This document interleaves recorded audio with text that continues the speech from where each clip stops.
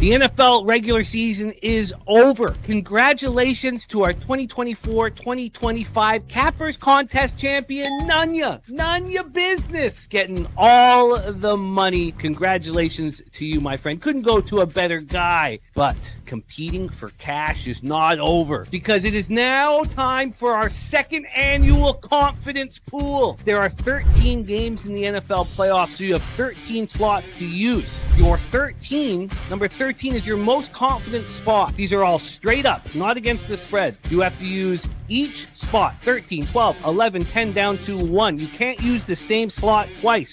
If you cash your number 13, you get 13 points. If you cash your number 1, you get 1 point. The capper with the most points after the Super Bowl wins. The top 10% get paid. And it's only $50 to enter right now at pubsportsradio.com. Sign up before Saturday at 4:30 Eastern Time. Get in all the action with our Pub Sports Radio crew. And we will only take $3 for fees. So $47 goes into the pool, and we will compete for the cash.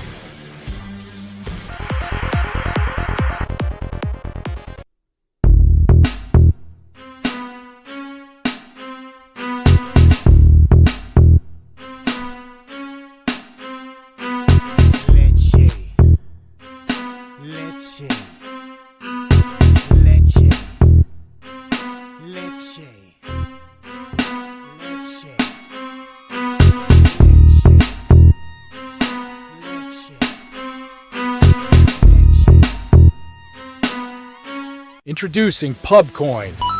PubCoin is the rewards program for Pub Sports contributors. Regular chat contributors share their play of the day, POD, in the YouTube chat, including the phrase POD in their message. At the end of the week, the amount of units earned are converted into PubCoins. PubCoin can be used as reward points for prizes, shop discounts, and contests. Hey, what's going on, y'all? It's Mills here, Pub Sports Radio. Do you guys want to challenge the personalities here at Pub Sports Radio? Do you guys think you're better than them at entering in your MMA predictions and picks? Would you want to get paid for it? $100? Here's how you do it, man. You sign up right here at the link below. It's just this easy. PubSportsRadio.com. Enter your email. Pick your weekly picks. That's it. Oh, and you get bonus points if you can predict how they're going to win in what round. Every single week, a new winner's getting crowned. So every Saturday on Pub Sports Radio. So come on and check us out. You can win $100 just for signing up. Only thing you need to do is see if you can beat us here at Pub Sports Radio by entering your UFC predictions and picks weekly. Do it. I dare you. See you guys soon.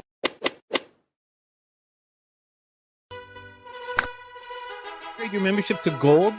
You will be automatically entered in every horse race, every Wednesday and Friday. It is time to race horses.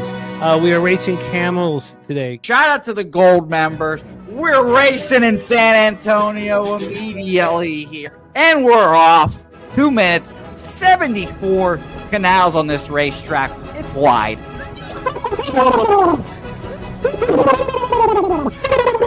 We're racing in San Antonio. Pat Wally moving forwardly. Jeff Slaughter in the mix as well. And as is Randall Sheffield, who's put that beautiful nose out front. But it's actually real grass here, Jimmy. Maybe Kentucky bluegrass. Oldie, no! There he goes. Oldie in the lead now. K. Wolf falls back. The horses love it. Sometimes they stop and eat it on the way to the finish line. That's why your horses start so far in the back. Here. Oh, look at Nusflush Allen bursting out here. J-Dub in the mix. Rude Boy up here as well. Jimmy, take it away. There's Oldie. Oldie is moving to the front. We are past the halfway mark in our 2 mile. And there's Ricky Levy. Oh my goodness, he's in the mix here. Jimmy, take it home. This is our first dog race ever. 19 seconds left in the horse race here. It's Fernando Mendoza trying to find the wire. 14 seconds left. Can Fernando Mendoza take this home? Here comes Kenny Kengan. Kenny Kengan wants a piece of the pie. Put his schnoz up front. Ricky Bobby, 9 seconds left. Can Donut Silks make a run? Can Res Mall make a run to be $50? You son of a bitch! Here comes Corey Coker. Kenny Ken, Smoke and Mirrors, Director 97 home. That is here comes Jason Meyer, the Eldorado custodian. Billy Friedrich, Joe's one all coming down the advantage. Coin! Nowhere! Oh no, fanatical Jim.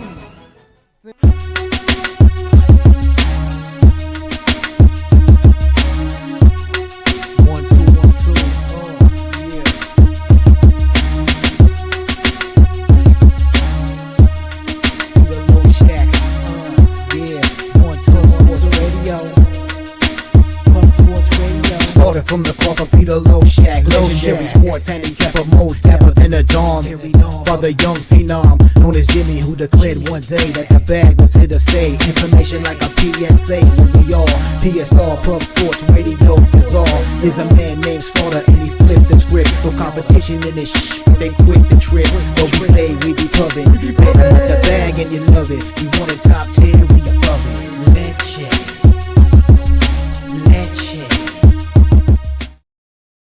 What up, cappers, gamblers, punters, hustlers, low baggers? Happy Friday, January 10th to all of you.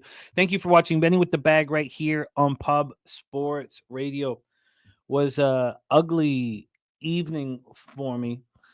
Went 3-1 in NBA, 2-1 in college football. That was the good news. Lost badly in both NHL and college basketball. I was going over. It's my first bad day of the year, really, like horrible day of the year in basketball, college basketball. So, that'll happen. We'll take it. But in NHL, I was going over, the wishy-washy garbage lost. So I was thinking back about the cappers who watched the show. They probably, I kept saying Avalanche was the best spot on the board. That was an easy casher. I screwed that up by also taking the under 6 when I should have just taken Minnesota team total under, expecting the Gustafsson bounce back. God, did Minnesota look horrible without Brock Faber. So as bad as NHL was for me, stepping on the throat of the Bruins and the Colorado Avalanche, I was but people probably rolled with me on the Kraken and the Oilers.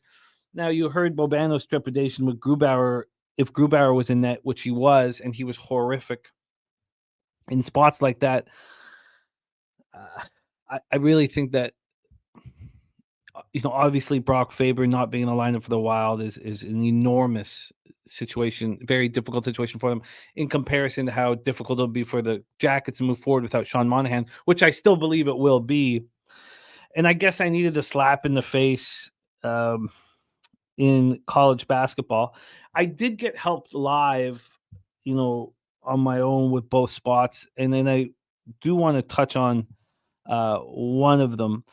I cashed with Cal State Northridge, plus 14.5. But you guys know that, the home team who doesn't show up in the first half usually shows some fight in the second half. I mean, that's everybody knows that. But the single best live betting strategy is here now in NHL. And it doesn't come up too often, but it's going to come up now, and this time of year for it.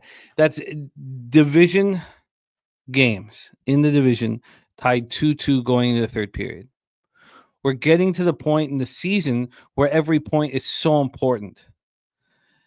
If you're dealing with, let's say, high octane offenses like the Oilers and the Avalanche and teams like that, you may want to have some trepidation with this. But the 2-2 in a divisional game going into the third period, the total's always at 6.5 at a pick'em.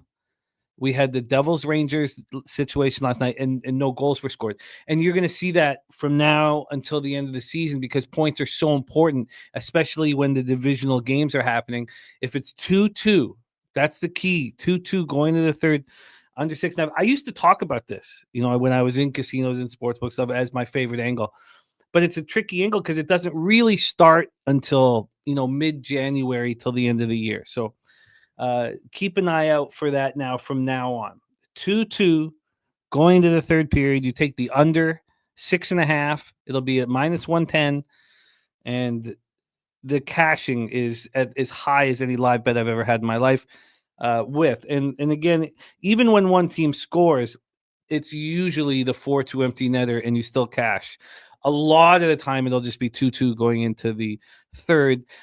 And I challenge anybody who rolls with this to, no, this isn't right, but to show me a negative record with it. I don't divisional 2-2 without, you don't really want the most high octane teams. I did it with the Devils and the Rangers, which was pretty high octane, but it's just a casher. It's just, and this is the time of year. Shout out to all the cappers joining us. Because of the poor showing in NHL and college basketball and losing money yesterday, I'm out for blood today. I'm on Merrimack with Spoon Dog. I imagine that should have kicked off here. We got, it still hasn't tipped off. So I'm on Merrimack. This line's been going all over the place. Right now, they're showing me live a 1.5 at -130. I should have said that right off the hop. Spoon Dog and I are on Merrimack. We got -2. It was -3.5, 45 minutes ago, which was good because the public is on Sacred Heart, which is hard to imagine. But I guess thinking the home team, it's delayed for some reason. So you still have time to get in. So this is back to 2.5 now. So we've had some buyback on Sacred Heart. The public is on Sacred Heart. I'm not sure why it's being held back, but I moved on Merrimack, and I'm out for blood. Thank you guys for joining us. We got stacks play today. Bulls over 241.5 and the Kings plus 10.5. I have moved on one NBA bet already. As you guys know, I'm trying so hard to stay away from totals in NBA and college basketball. Now, in NBA, I will bet and I'm on the under in the Celtics Kings game, under 229.5, -110, 365. It was available half an hour ago. I imagine it is now. Let's just see if that is the case here. But yes, I'm on the under 229.5, and it's still available right there. Yeah. It's juiced more at some of the sharper offshores. And then I'm on the Habs, which we'll talk about here in a second. Those are the only bets that I've come in to the show with. AEO is on Winnipeg first 60 tonight. Look, I planned on being on the Jets. This is a perfect time in their homestand. I backed them in that easy win against the Predators. The problem is, and we're going to talk about this shortly, is the market's moving towards the LA Kings because they're going to play for their city, and I think I'd rather just not bet the game if I'm supposed to count on them stepping up for their city, which is in the cards, and that's what the market is predicting. So it's throwing a bit of a wrench into the plan. Shout out to Gerald Jones, 9-1 future live on Notre Dame. Shout out to all the Notre Dame backers. We know Kong's Clips had 4 units on Notre Dame. Congratulations to all of you guys. Congratulations to DJ Big Boss. The Irish haven't lost since DJ Big Boss went to South Bend. Haven't lost since that man watched them lose in person. The only time he's seen is storied Irish play against Northern Illinois. Oh, man. But don't worry. He's knee deep in seniors right now. Nathan Bear, G. Martinez says, Drew Aller, you are the best. There's Wine Time Sports will be rocking with us today. Big Scott on the under in Merrimack Sacred Heart. I'm interested in live betting this game too as we roll through. I need my phone here for this to make it quick, so I'm ready to go. Looks like we're about to have tip-off here for the Merrimack Sacred Heart game. There's my guy Spoon Dog in the house. We're going to get Spoon Dog on the show to drop some of these angles live. Very sharp capper. He's got Merrimack money line. He's got St. Peter's money line and Manhattan money line, Fairfield money line, Toledo -5. There's Swiggy with both the confidence pool and the UFC contest. Now, the UFC contest free to play, $100. Please support our UFC squad. But the confidence pool, we need signups. We're in the double digits, but we need to climb. So if anybody signs up here during the show, please, Swiggy or Jose, if you could let me know so that we could celebrate. We need cappers in the confidence pool. Please sign up. And thank you to those who've already signed up. Irish King with the big night in NBA and NHL. NBA was good to me. I mean, it was Carter had basketball. So did Ella yesterday. And then Carter was, where the guardian or the father, the caretaker has to be on the floor with him. But then Ella's on her own. So I had to get more action. I had to, I hadn't got all my action. So I added losers like the Magic +6. I would have swept the board in NBA with the Raptors first quarter full game and Suns -6. I added losers in NHL. I just added some losers. Very, very frustrating. Irish King, glad that you got that cash. There's Gorky in the house. Gorky with the $2 donut to bless our action on this glorious Friday. There's so much incredible, exciting action for us today. I'm excited to hammer away at the card. And Penn State team total over. Nice job, Gorky. Nice job, Gorky, my man. Kent Davies got 5 units on St. Peter's tonight. Split between spread and money. It's moving against me. So now you can get points on the dog price. I will take a look at that. We got more information from him. Our guy, Kent Davies, who will be at Pubapalooza 4. Pubapalooza 4. I don't know. Jose, did you see the tweet that was made for our cornhole champions? It was a great tweet was made for our cornhole champions, Nuke Worker and Troy Torrance. Did you see this picture and tweet? Yeah, I did. I think I did see it. Yes. Can you get it? Can you load it up so we can show everybody? Because it's good. Sure. It's really good. How are you? I'm doing well. Yeah. How was your action yesterday? I didn't really bet anything. I just was sitting back chilling. How was the real question is how was basketball? Basketball was great. Basketball was great. Ella was the only girl. Some of the boys tried to intimidate her. She's not going to be intimidated. Sure. But they're already calling Carter Vince. I mean, the problem is, and he doesn't know this, it's like the whoop that trick message. He can't tell his daughter that she'll never be president someday. I can't tell Carter that, his father's hands are not big enough, and therefore his hands will not be big enough to palm a basketball or to be in the NBA or to play at a very high level. I won't tell him that. I'll let him be Vince because he's 3. Sure. I'll let him be Vince. He does have a chance on the ice, though. He certainly does. Again, though, not a big enough ass. You need that big dumper. Shout out to Dumper, who placed 8th in our cappers contest. But you need the big dumper so that you don't get pushed around on the ice. That could be developed, though. Some squats. He's going to have to fly. He's going to have to be the fastest. But Ella and Carter both know that if they're not the best dribblers on the court, they have no chance. Best dribblers, best passers. They know what's up. But I haven't told him about the inability for his father to palm a basketball, which will mean that he'll have that same inability. And you said you had to be on the court while he played. I'd love to. What were you doing on the court? Like, were you just picking him up when he falls? Or what was that like? No, just when it's 3 to 5 years old. So they're a bunch of little fucking crybabies out there tripping and crying and sobbing and shit. Carter's not one of them. We stare at the kids who are on the floor sobbing like little babies. So it's just when the kid's sobbing on the floor, dude, someone fix this so we can play some basketball. So that's why the caretakers have to be on the floor.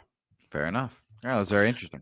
It's not that interesting. You know what's interesting? Winners, Jose, and you better put something together for us. We need action and we need winners, and we got a huge card today. So fucking study the market, study the cappers, and give us some goddamn winners here. Also, how do you feel taking the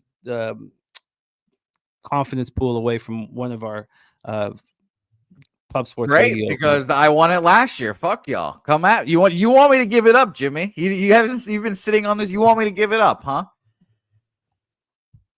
Fine. We'll run 2 races today, and someone else can have my thing. There you go, everyone. I hope everyone's happy. You need to be bullied into this. That's fine, guys. I said yes. Let's put up a poll. Let's put up a poll. No, it's done. It's settled. Jose, the poll. I want to hear what the chat has to say. Put together a poll. Everybody, do you think that Jose, because he won the race, should have free entry into the confidence pool, or should it go to one of you fine cappers here in the chat? Let's put up a poll. The horses are in the canals. They'll be ready for 2 races. Well, no, put up a poll. If the chat believes in you, then we'll let it go. You think this chat believes in me? Let's find out. Put up a poll. Put up a goddamn poll. Wine time. What a game we saw last night. You're absolutely right. Guillermo Zertucci, so happy that some of the fires have stopped. The Hollywood fire is out. Thinking of you guys. What a scary, scary situation. Thinking of you, man. Nathan Bear says, Oilers killed me yesterday. One of the things, Nathan, and this requires you to bet every day, but one of the things when a team that you have backed lays an egg, it means you can bet them again in their next game and get that money back and more. So we're gonna hammer the Oilers and hammer the Oilers. Also, I know you guys are watching what the Stars are doing. 6 straight wins. I'm telling you, man, get in on their futures as soon as you can, because at some point, we are going to. Okay, I voted. Jose, you'll be glad to know that I voted. But there's votes coming in on. Oh, well, it's bouncing all over the place here. It's moving fast. There's a lot of people that want you to have it. I'm not one of them, Jose. I'm ready to give it up. I'm ready. I've got my 50 American ready to go win this goddamn thing again. You know what? I'll make it back because I have a storied history of dominance in this Cappers confidence pool. I'm very dominant. Tight. There's a lot of people who think that you should not give up your free roll. So we'll see. We'll keep an eye on this one. The only one person that's finished not even above me, right with me in this confidence we pool. Only had one. We've only gone once. Let's see you back that up, man. Well, I can say it. It's just like how I opened with Robin Williams once. Razor Sharp picks off a 2-in-1 day. Great job. There's 3 a.m. in the house. Justin McKelvey. Gorky moving on EuroLeague basketball. Real Madrid. There's Kong's Clips cashing that 4-unit banger. Kong's Clips doing what Kong does.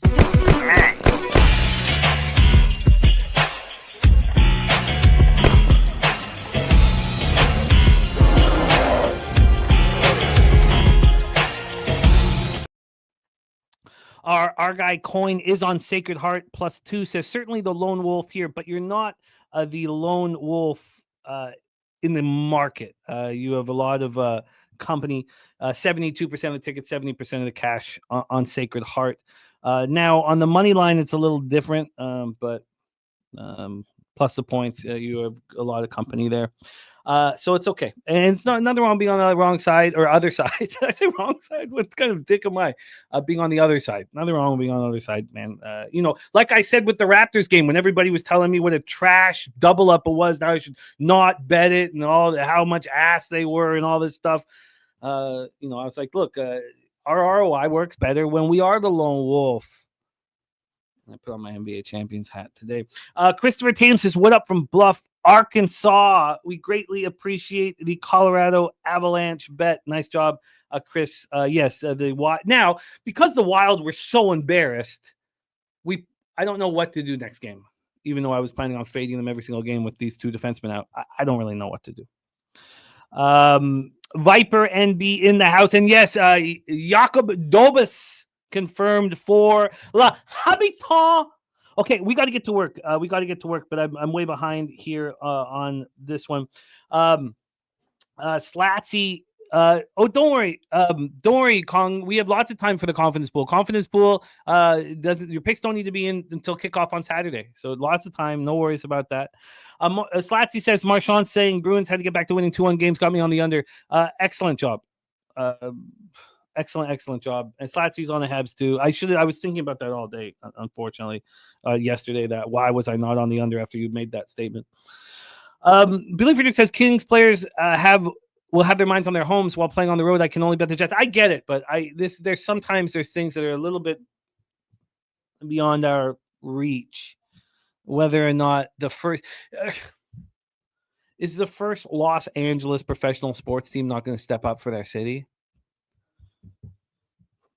Kent Davis cashing Notre Dame +10 live. Coin moving here in NBA and NHL. He's on the Jets.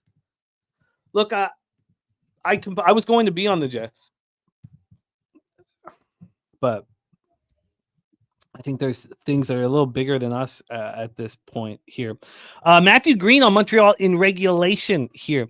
Okay, great to see all of you guys here. North Ender, wager detective on the under 52.5 in the Buckeyes. Longhorns, we got Big Fat Polly ready to get to work. Says the under killed him in Notre Dame Penn State. It was very important to me, again, like, there's ways of, but Billy Friedrich hammering home that he thought that the first half under was the best bet. And then the over 2 field goals was a thing of beauty, especially after that first 20-yarder. We knew we were in business. The over 3.5 was at plus 600. I did look at that, but I didn't bet. I just over 2 at plus 102. North Ender says NHL card sucks today. I can't find anything. I think I've got something here. Bunk Hoot says, let's go UFC tomorrow. So hyped. I love it. Sir Mackey loves pie. Action Jackson. Barry Smith. What a great group. It's great to see all of you guys. Billy Feeder says, Canes game tonight may not have any fans in attendance. We're getting snow for the first time in over 1,000 days here, and it begins around 4:30 today. Interesting. Joey Tadero in the house. It's great to see all of you guys. Slatsy, no, I don't bet on their games yet. Great to see all of you guys. Irish King on that Vancouver, Carolina sprinkle. Justin says, stop bullying Jose. No bully here. Razor saying Jimmy a low-key bully. No, look, you guys, if you want Jose, someone who works for pub to get the free roll in, vote for it. Vote for it, man. Just vote for it. You guys, it's up to you. It's your world here. It's close. It is close. It is close. Okay, great to see all you guys. We got to roll. And Morgan Spooner says, is it good to start 9-0 in basketball and then make the other team take a timeout? It is good. The only problem is I didn't take first half and full game, which I was going to do. And Barry Smith says Queens wins outright yesterday. Wasn't that a wild game, Barry, with Queens taking that 16-2 lead, letting Lipscomb come all the way back and then taking it over again? It was absolutely wild. Okay, let's roll. Okay, let's roll. I don't want you guys to. I love Jose. I'm a big fan of Jose. I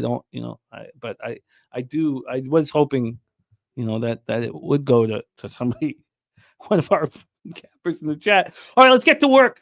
We get into NHL, and what a debacle yesterday. It's been such a messed up week for me.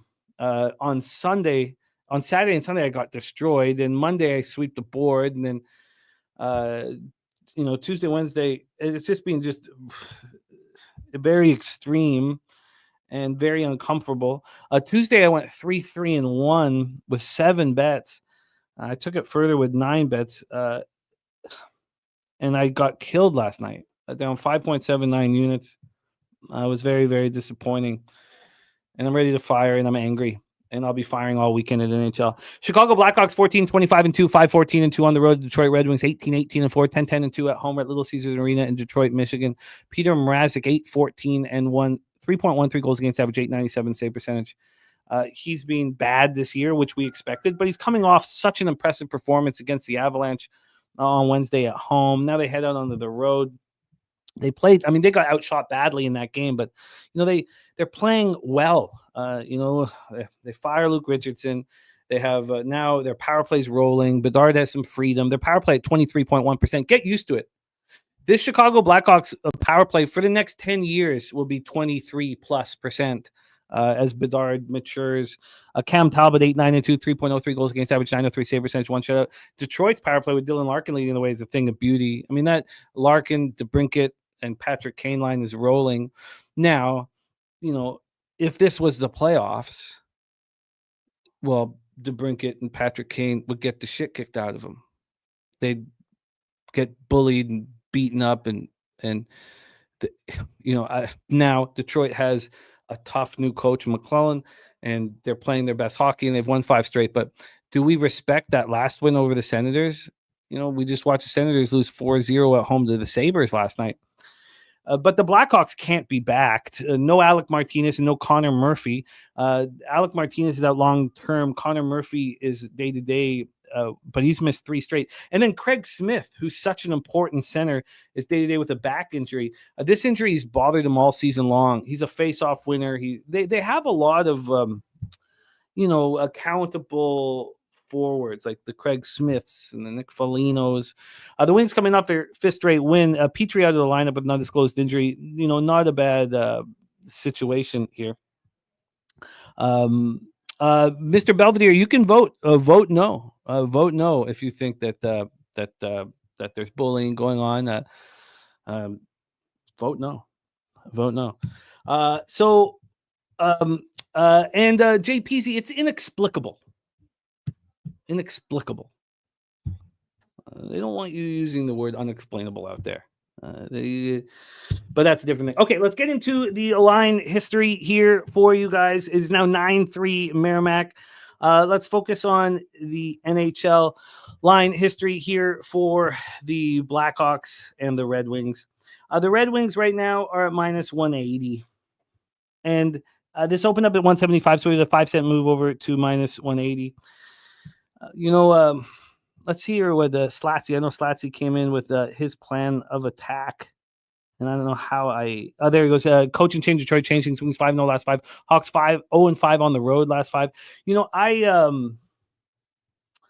I just, look, I want to fade Chicago after that victory over Colorado. And maybe I'm leaving money on the table. But I don't believe that the Wings are nearly as good as this 5-game winning streak with the new coach bump shows that they are. This 6 minus 109 to the under opened up at 5.5, juice to the over. It's still basically a 6. Still basically hasn't moved here for this one. So, look, I just don't. This just doesn't appeal to me. I can't take the dog here because the Blackhawks are coming off a win they didn't deserve, and I just think that the Red Wings aren't a very good hockey team, and they've won 5 straight, and I don't want them as this big of a favorite. Then you go to the total.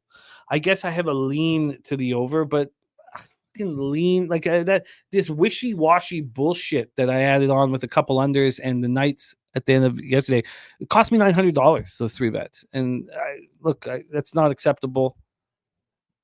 So despicable. Thank you, JPZ. There we go. Despicable. All right, let's roll on. Nothing for me there. I thought maybe if we talked it out, there'd be something for me. Let's move on. Montreal Canadiens at Washington Capitals. These Canadiens 19-18-3, 8-11-1 on the road at the Capitals, 27-10-4, 14-4-3 at home. We're Capital One Arena in Washington, D.C.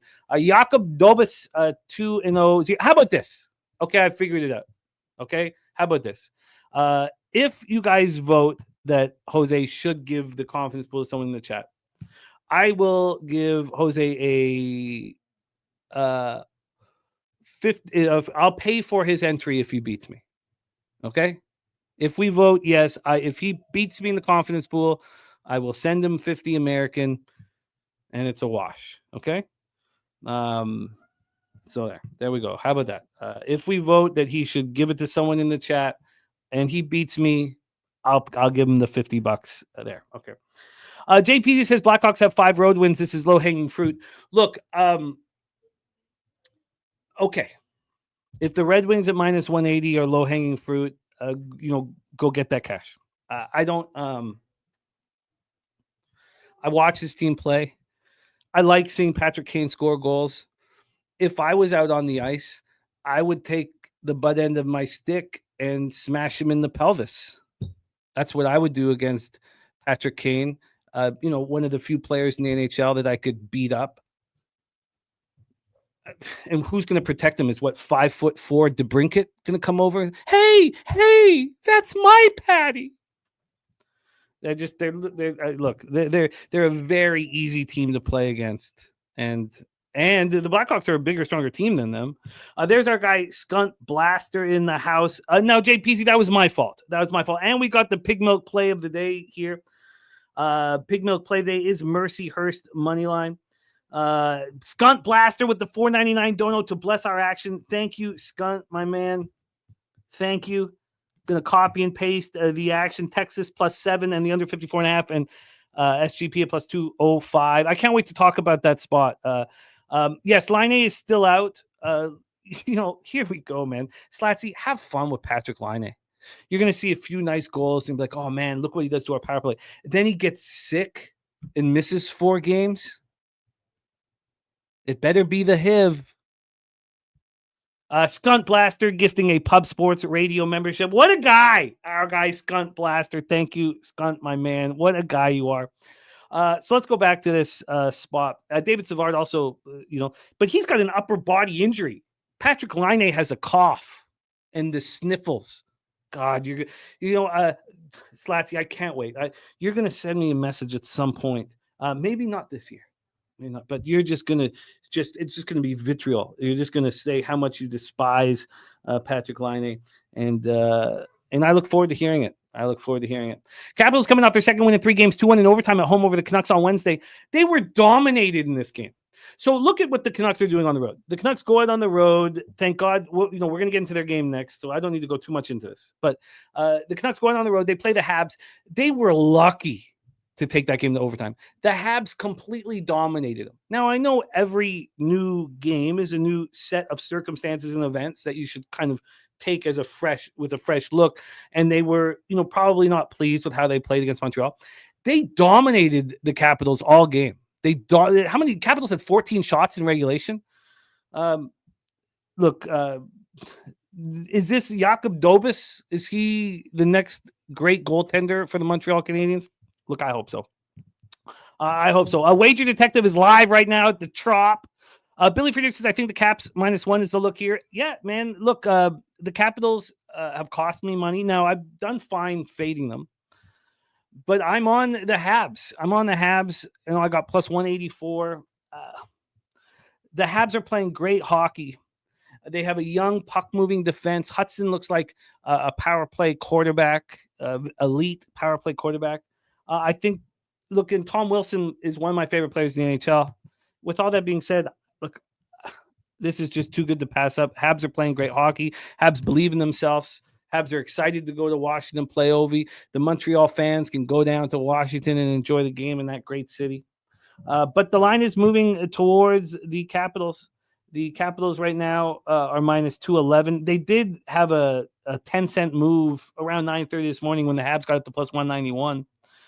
But I'm on Dobis Magic, and I'm fading the Washington Capitals. Let's roll on. Next up, 7 p.m. Eastern, Vancouver Canucks 18-12 and 10-11, 4-4 on the road at Carolina Hurricanes, 24-15 and 2, 15-5 and 0 at home, Lenovo Center in Raleigh, North Carolina.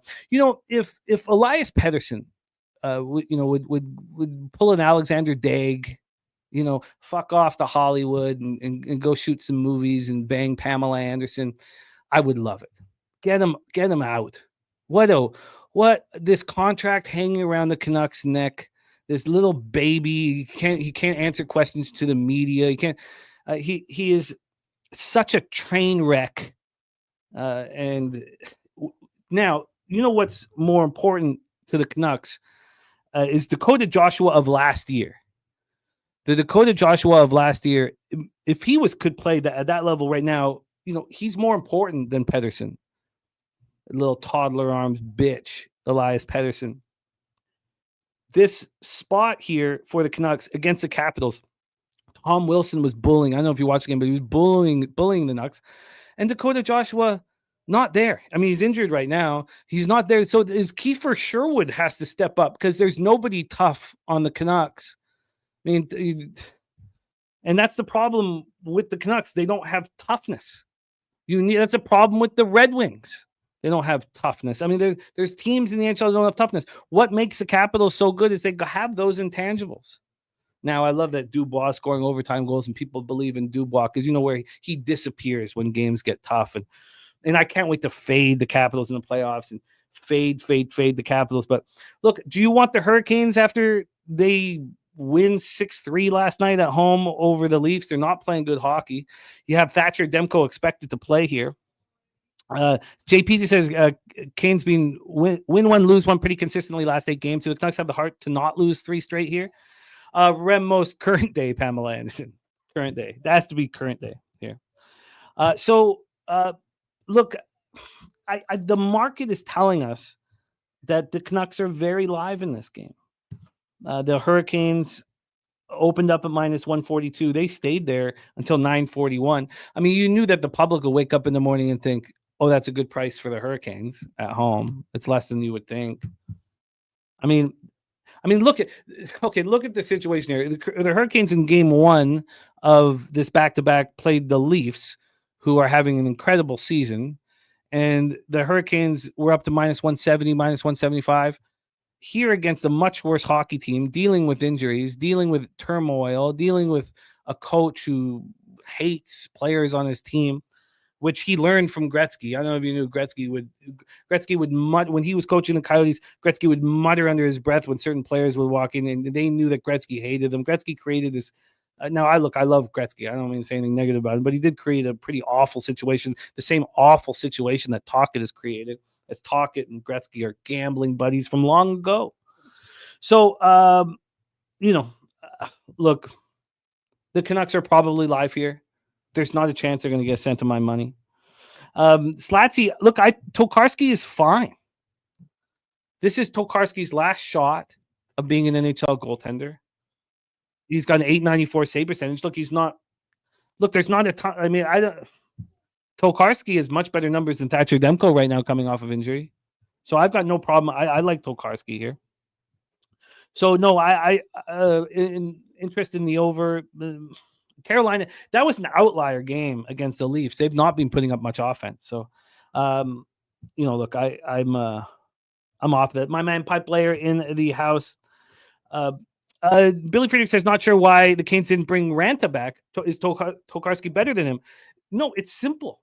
People like Dustin Tokarski. Nobody likes anti-Ranta. They fight for Tokarski. They care about this journeyman who's 35 and he's played 50 games in the NHL. He's just liked. It's got to that point where Brendan Moore's like, you know what? You guys are going to fight for this goaltender. Let's bring him up and have him as a backup.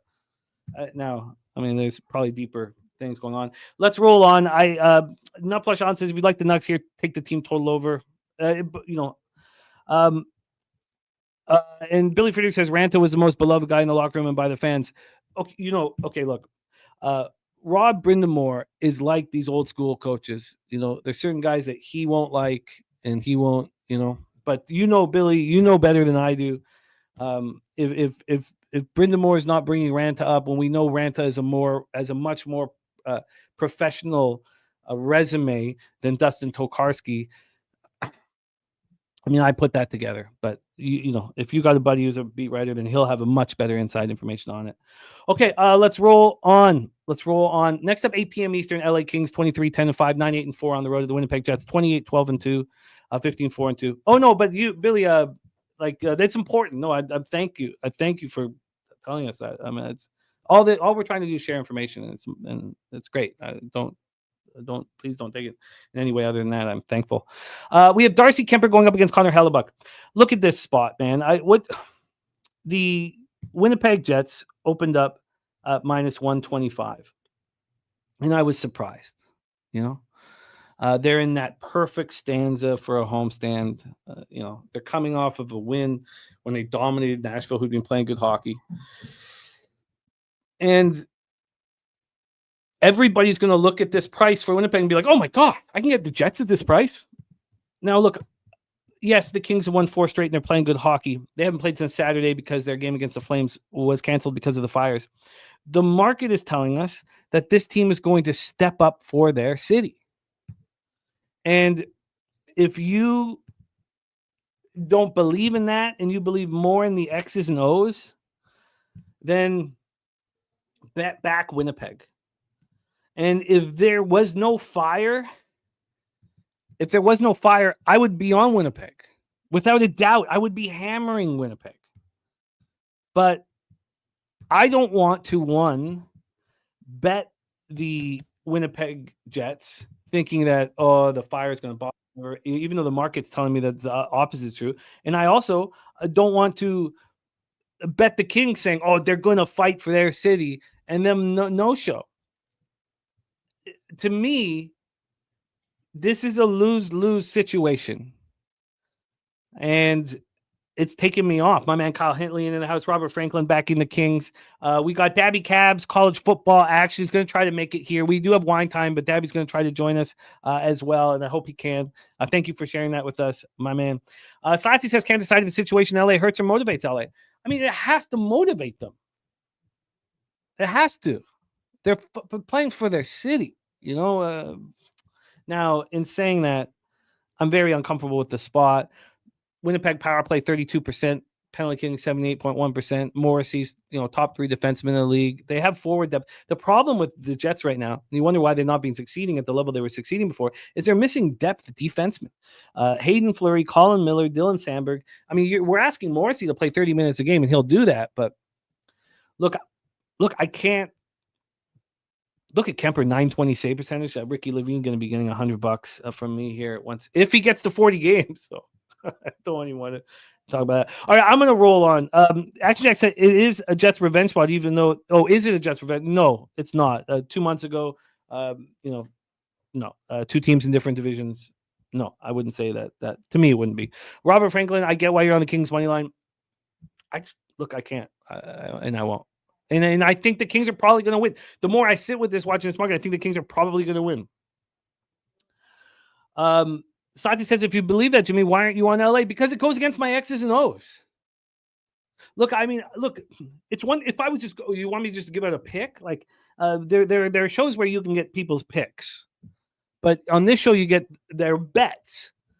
And as much as I think that the Kings will fight for their city, this is the sweet spot for the Winnipeg Jets in their homestand. They have this long homestand, and it doesn't correlate perfectly for me. It doesn't correlate. My plan was to be on the Jets had there been no fire. I planned to back because you guys knew I had them on the -1 line against the Predators. I was going to keep hammering them throughout this rest of the homestand. So now I'm going to stay off here because it's like if you're right though, if I was just giving out a pick and it was just about my record, sure, I would give out the Kings money line, but I can't bet it. All right, let's roll on. Next up is the 9 p.m. game. Now, look, you're sitting here going, okay, Jimmy, you're going to go into tonight's NHL card with the Habs. Well, I got Conor Mac joining us here. We're going to cap every single game on the college basketball card. We got a nice, juicy NBA card. We got the semifinals college football. But this is it.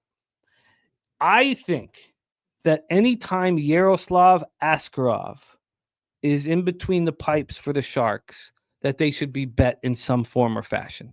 Whether that means that you take the favorite, whomever they're playing's team total under, whether that means that you take the Sharks first period or first period plus a half, which would probably be too expensive, or you just take the Sharks to win this thing, or the Sharks the first period. Yaroslav Askarov, I don't know what the hell happened with him in Nashville, and then when we know what happens when a young Russian goaltender goes up against Vasilevsky. It also happens with Shesterkin when they go up against Shesty. But these young Russian goaltenders step up. They do it over and over and over and over again. And this line is moving so briskly towards Utah, right? Because Utah will bounce back from that 4-1 loss at home to the Panthers on Wednesday. But you have to ask yourself, why have they lost 7 of their last 8 games? And that's because we know Durzi's a monster and he's out long-term on defense. So now they have, Marino's been out most of the year, but Bortuzzo, Maverick Lemarou, now they have 4 defensemen out. Now you can not count Marino if you want, but they're missing defensemen, and that's hard. Right now, this line's just hammering towards Utah. Utah's gone from -230 to -277. Georgiev is a sieve. He's a bum. This is Yaroslav Askarov's hockey team, but they're picking and choosing when they're going to throw Askarov out. Askarov, we backed him on the under 6.5 against the Lightning. He was phenomenal. 25 shots against, 24 saves, and they beat the Lightning. Then he goes up against the Devils, and they beat the Devils too. Askarov is our opportunity to make money in a big, big spot here as we move forward. So I just have to wait to see if Askarov is in. Vejmelka has been great this year. 9-11-3, 2.43 goals against average, 9.15 save percentage. Billy Friedrich says Askarov tonight or tomorrow at home versus the Wild. So look, JP says there are 88 cities in LA County. The fire's affecting 4 or 5 of them. Pasadena area is being hit, but it's mostly the mansions in the hills. How much does that affect this hockey game in Winnipeg? No, it's a fair statement here. Fair statement. Coin talking about Georgiev's record. Georgiev just can't be backed. But I want Askarov. Now, the problem will be is if they play Georgiev here tonight, and then they play Askarov tomorrow night against a Wild team that was just embarrassed, then what the hell do I do? I guess I just bet the under. But it becomes a tricky spot. So, look, I'm on the Askarov train. Yaroslav Askarov. Ask around about Askarov. All right, I'm only on the Habs right now, and that's okay. That's okay because I'm going to have college basketball action. And I can't bet the Kings, even though, look, we've discussed it. Slats is saying Utah 1-9 last 10 home games. Let's roll on. Let's roll on to college basketball. That is our NHL card. Oh, Billy Freer says, ask your doctor about Askarov. Says that's what Loshak would say if he was here. Look, I like that. I'll be back here in a little bit. We got Johnny Rochester in the house. What a great name, Johnny Rochester. Looking if anyone's moving on. Dortmund plus 190 at home. And our guy, Jermaine. Happy early birthday. I love it. So wait, does that mean that it's sorry, I missed that. Is it Pipe Layer's birthday today? Whose birthday? Let me know. I want to know whose birthday it is so we can help support. All right, it is time to get into college basketball. Let's take a look at the should Jose 58%. 58% say you should give it up. I think it helped knowing that I'll give him the free roll if he beats me. All right, Saturday is yours. Oh, cool. Respect, Jermaine. All right. JP says he may save NHL money and load up on Vegas tomorrow versus the Rangers. I like that look.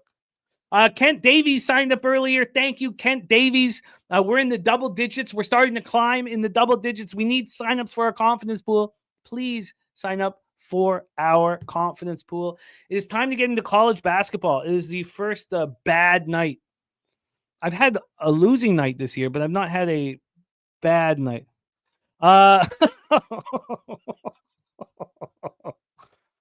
Okay. Thank you, Nate. Thank you, Nate. That's important. It's important. Sweaty Butcher said, try getting a flight for Wednesday, but everything that was affordable was like a midnight flight. That's fine, Sweaty Butcher. What's wrong with that? Get in at midnight, because then you don't get too lit up on Wednesday, and then you're there for the first games of March Madness on Thursday morning. Well, not the playing games, but the first games. So that'd be midnight. It's fine. Absolutely fine. Coin says Watson tore his Achilles again. 25 season now in jeopardy. That's great for the Browns. All right, let's get into college basketball. We will have our special guest Conor Mac joining us here shortly. But let's get to if it left at midnight and landed like 4:30 a.m. Okay, I feel you. That's a bit of a problem because you'd be so jacked up once you landed that yeah, I get it. Okay, let's get to work here. We will have Conor Mac joining us here shortly. Let's set up our college basketball situation here with the line movement and the cash flow. Oh, I had it already set up. Okay, let's roll. And we're going to be capping each and every game here on the card. So let's roll. Irish King sprinkling on the Vancouver Carolina overtime sprinkle. Let's roll. Let's also see what the score is in our Merrimack spot. 29-25 Merrimack right now over Sacred Heart. 29-25. So we have the live total of 143.5, spread at 4.5 here. So keep an eye on that. We get started at 6 p.m. Eastern with a little action here at Alumni Arena in Buffalo, New York. Let's roll. Kent State Golden Flashes have won 2 of their last 3 games. The last one was an impressive one. They went 68-50 at the Northern Illinois Huskies. They were in control all game long, held the Huskies to 21 points in the first half, 50 points in the game. Now, they were 12.5-point favorites, but they won by 18, and they did that despite shooting just 17.6% from 3. Kent State playing good basketball, 1-1 in the MAC. Buffalo in the throes of a losing streak that's carried over into conference play. Buffalo has now lost 5 straight games. They're coming off a home loss versus Ohio. They lose to the Bobcats. Bobcats are a pretty good basketball team. Don't let that score fool you, 88-79, which allowed Buffalo to cover by 1.5 points. Ohio dominated. We're up 37-20 in the first half and just took their foot off the gas in the second half. Ohio's a good team, and Buffalo is not. Dana Delp moving on UCLA plus 4.5. Raymond Reichart with some big money future parlays with Texas and Notre Dame. That's exciting. And Morgan Spooner saying that Kent State is the best team in the MAC. Let's get up. We also have breakdowns from our guy, Spoon Dog, on a bunch of these games here. So we will go over them, starting with St. Peter's. He's got St. Peter's action as well. JP says Buffalo is ass, but laying double digits on the road in the MAC is uncomforting, and I get that. Here, let's take a look at what's gone on with the line history and the cash flow. We have Kent State minus 10.5 and minus 111. They opened up at 9.5, gets to 10, now is at 10.5. Let's take a look at the total here in this one. From a total perspective, we have a 144. I see 143.5 and 144s here. But this has gone from 142 down to 141.5, and then up to 144. See if CMAC is close. Here we go. He's been backstage for a while, but his camera's not on. So this total's gone up 2 points to 144. Let's get to the cash flow then for this game. We have 41% of the tickets and 28% of the cash on Kent State. Yeah, this line is moving in their direction. 56% of tickets, 70% cash on Buffalo. Look, I don't see why, Kent State wouldn't smash and grab the Bulls here. But I can understand the double-digit road dog. But goddamn, the only way Buffalo's covering these big spreads is by, coming back late.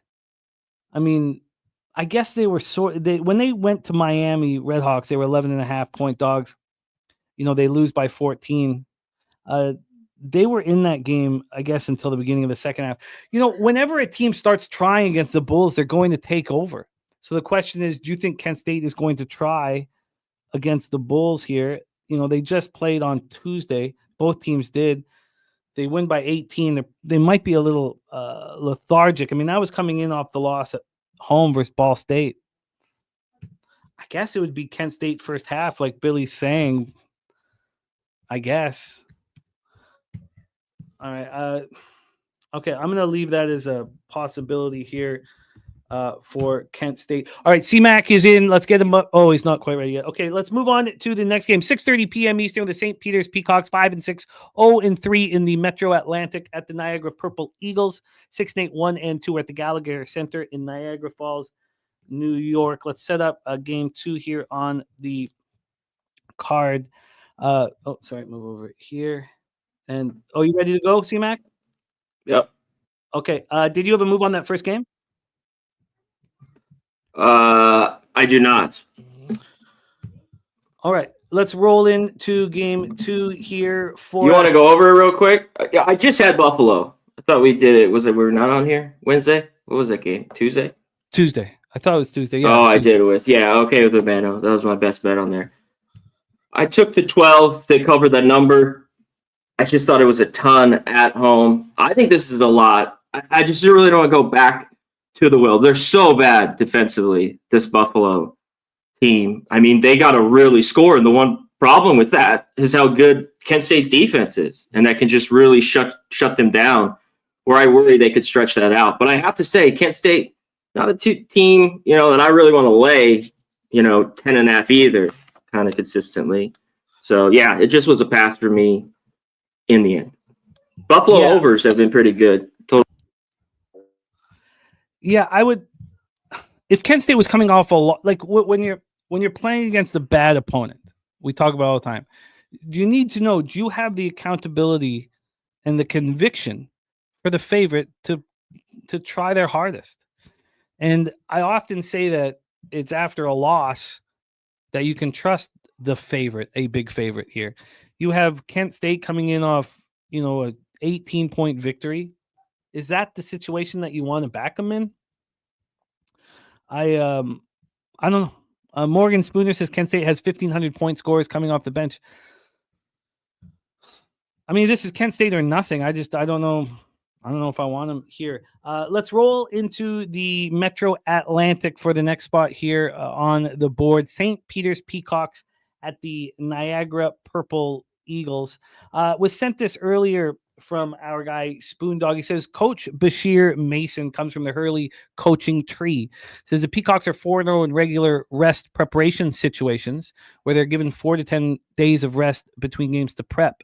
Says this is a perfect bounce back spot off of a scheduled loss where they played their first game in 2 weeks. St. Peter's is 7-3 in their last 10 versus Niagara. Niagara doesn't have much of a home court. Looking back to last year, they actually played better on the road. Mason will out-scout Paulus in this one and have his team ready for the victory. We already heard from our guy, Kent Davies. Kent Davies said earlier that he's got 5 units on St. Peter's tonight, split between spread and money line. Said it's moving against me now so you can get the points or dog price on the money line. Says St. Peter's off a lost to Niagara last year in overtime at home. Bunch of seniors looking for revenge. Niagara's entire starting 5 are all new transfers. St. Peter's has lost 3 of 4 in that loss, which was last Friday. Niagara played on Sunday. So on that loss, 59-46, they lose to Quinnipiac. They were 3.5-point favorites. They were horrific. They shot 31 from the field, 23.8 from 3, turned the ball over 17 times, got out rebounded. They looked absolutely awful in that one. So I can understand anyone expecting them to bounce back. Niagara coming off this 68-62 loss at Mount St. Mary's. They were 4.5-point dogs. They shot the ball horrifically and turned the ball over nonstop as well. Let's get into the line history here for this one. This total is at 127. It is juiced to the over at minus 112. And then on a side perspective here, we have a Niagara -1 and minus 110. Niagara's gone from dog to favorite. They were +1.5. They were +2 at some books. Then they get to -2, a big dog to favorite situation. And then when we get to the cash flow here, only 43% of the tickets and 35% of the cash is on Niagara. That's moved them from dog to favorite. 53% of the tickets, 58% cash on the over. Take it away for us, CMAC here. Game 2 on our schedule. Peacocks, Purple Eagles. Oh, you're muted, my man. Yeah, it's I've got you muted here. Okay, can you hear me now? Yeah, you're good, man. I might have to bounce out. Yeah, because I did it. Yeah, this is a coin flip, I think, type game. But I do like it's a little weird. Niagara at home that's been their better spot. We talk about these teams all the time on these Friday games where they've just been horrible, 0-7 on the road. And I think they'll be better off a loss as well in their last game that they just played against Mount St. Mary's, a team we'll get to later that's been playing well. The offense has been very good. But I like St. Peter's here too a little bit, especially if we catch almost 2 now, a couple points. When I look at this, these teams are pretty even offensively. But one thing where I think St. Peter's will have a better game shooting it they did their last, Jimmy, which was horrible when they scored 49 points. But they have the better defense. It is on the road. But I talk about it all the time. These teams, the favorites, you really don't want them. I know this number's just real short here. And then when you're catching points for them, that's when you want to back them. I think it's them or nothing. I at least think this game is close, especially, over the years, these games have been usually pretty close. St. Peter's has got them a ton too, in the last, 3 or 4 years as well. So I'm leaning St. Peter's in this game. Do you want to move on? Is St. Peter's going to be official? No, I'll let you know. Okay. I'll let you know. Yeah, it just doesn't. I can understand from an X's and O's standpoint, but with the market move from dog to favorite, it just doesn't correlate perfectly for me. So I can't move on it, but I will with Kent Davies 5 units on the Peacocks. I will definitely be cheering it on. Let's roll on. Shout out to Fernando Mendoza in the house. Says moving in Lazio. Says for the Villa game, it's either going to end as a draw. And he also says West Ham DC looks nice at -125. Kent Davies says the market move scares him too. Yeah, I mean. But from an X's and O's, it makes sense, and I will be cheering you guys on. Kyle Hintley, and by the way, needs Ohio State money line for the last leg for 5,500. We will be cheering that on, Kyle, my man. Let me copy and paste that. And the Sweaty Butcher just joined the confidence pool. Shout out to Sweaty Butcher. Thank you for joining us, man. Sweaty Butcher. And we're climbing. We're getting close to 20. We need to keep climbing. Please keep signing up. Thank you, Sweaty Butcher, my man. Just $50 to enter the NFL playoff confidence pool. For those of you guys who didn't join us yesterday or haven't seen the video yet, it's just 13 playoff games. And it's just straight up. You have 13 slots. Your 13 is your most confident spot. If you use a team in a game you have to use each slot at 13 and it wins, you get 13 points. If you cash your one slot, you get 1 point. The player with the most points wins, and it becomes very strategic as we move forward. Thank you, Sweaty Butcher, my man. And Nasty Nate says, let's go Merrimack. I wish I doubled up on that. And then Jay Stryker signed up for the confidence pool as well. Nice. Started with Kent Davies, then Sweaty Butcher, and then NJ Stryker. Thank you guys so much, man. Morgan Spooner says Merrimack up 11 at the half. The zone is driving Sacred Heart nuts. 11 turnovers already. Okay, so we roll on here with us. We head to the Long Island University Sharks. Head over to the NEC. 6-11, 2-0 in conference to the Stonehill Skyhawks. 9-8, 1-1 in the NEC. We're at Merckert, a gym in southeastern Massachusetts. Let's take a look at the line history and the situation here. We have, where the hell? Here we go. We have Long Island plus 2.5 right now. Plus 2.5 -107. This has come down from 4.5. This got all the way to 2 before it was deemed too much. Looks like there are 3s out there. Well, there aren't 3s yet, but according to this, yes. No, there aren't 3s. Only one book has a 3, but this Sharp Offshore I'm looking at, implying that the other books will then follow suit here, moving it to 3. But we've had a definite move towards Long Island. Let's take a look at the total here for this one. From a total perspective, we have... sorry about that. There's not too many games. I don't know why I'm tripping. We have a 133 juice to the under. This opened up at 133. So we've had no movement at all. A 2-cent move towards the under. Let's take a look at the cash flow for this spot. And we have 51% of the tickets and 78% of the cash on Stonehill. Interesting. And even on the money line, 76% of the tickets and 93% of cash on Stonehill. And yet, Long Island's gone from 4.5 down to 2, with them buyback to 2.5 or 3. Huh. Very, very interesting. The total's a coin flip, 55 and 55 on the under. We have these Long Island University Sharks off 2 straight wins, beat Chicago State. I think it was last Friday with you, C-Mac, that I got cash with Chicago State, and they went outright. It might have been on the Thursday. I can't remember. But Long Island won 53-39, despite shooting 38% from the field and 18.8% from 3. I mean, it was a horrific performance. 7.5-point favorites, and they cover easily just because Chicago State was so bad. And then we have Stonehill being rolling. They bounce back from the loss to Mercer. They take on St. Francis of Pennsylvania and beat them on the road 64-60 as a 1.5-point favorite. And they didn't shoot well in that one. But they are coming off a win, and they have been winning. Take it away for us here, CMAC, Long Island University, Stonehill Skyhawks, and Southeastern. Yeah, Long Island's been playing well the last couple of games. I mean, it's been showing, too, with this team is defensively they've been really good. That's how they won that last game. I mean, it's because they didn't shoot the ball great against Chicago State.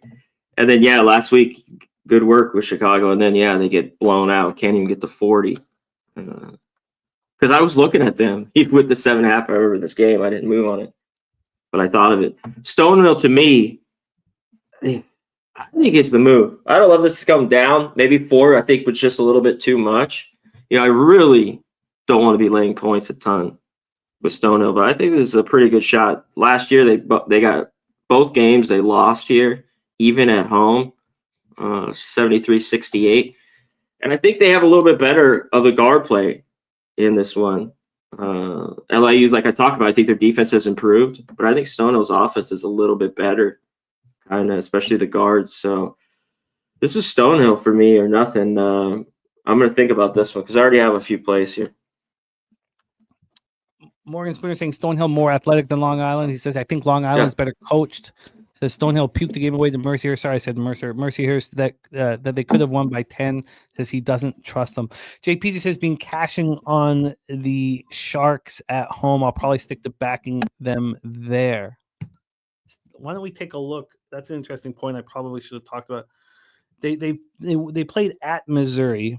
Obviously tough competition, and they lose by 27. They play again. They head over to play the Central Connecticut next. They won at Air Force early in the year, lost to Cal Baptist by 13. They've had lots of road experiences. They beat Charlotte. They lose to Winthrop badly, lose to Lafayette badly, lose to UMass Lowell, lose to Missouri, but they've had a lot of experiences on the road. So it's,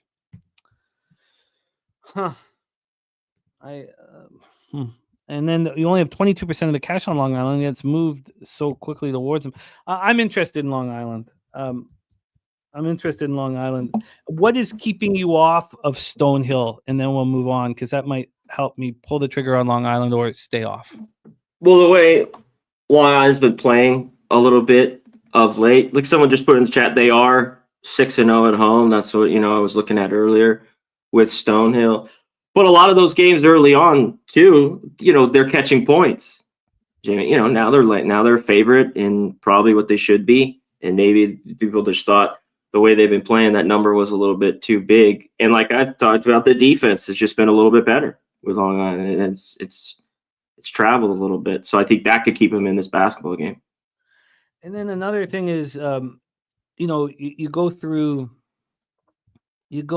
Long Island's season. They played Ole Miss.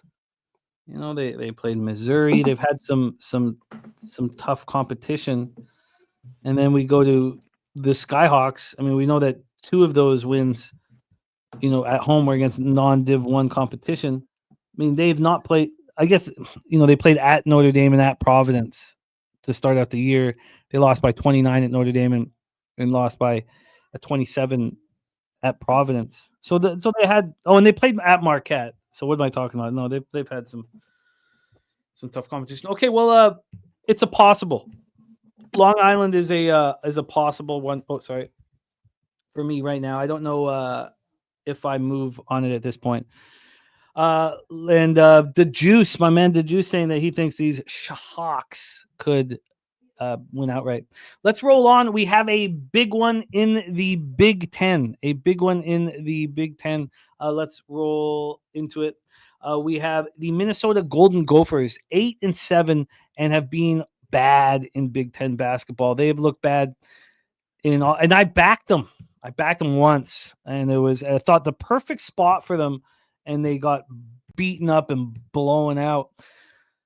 Golden Gophers 8-7, 0-4, now traveling on the road at Wisconsin Badgers, 12-3, 2-2 in the Big Ten. Important game in the Kohl Center for them in Madison, Wisconsin.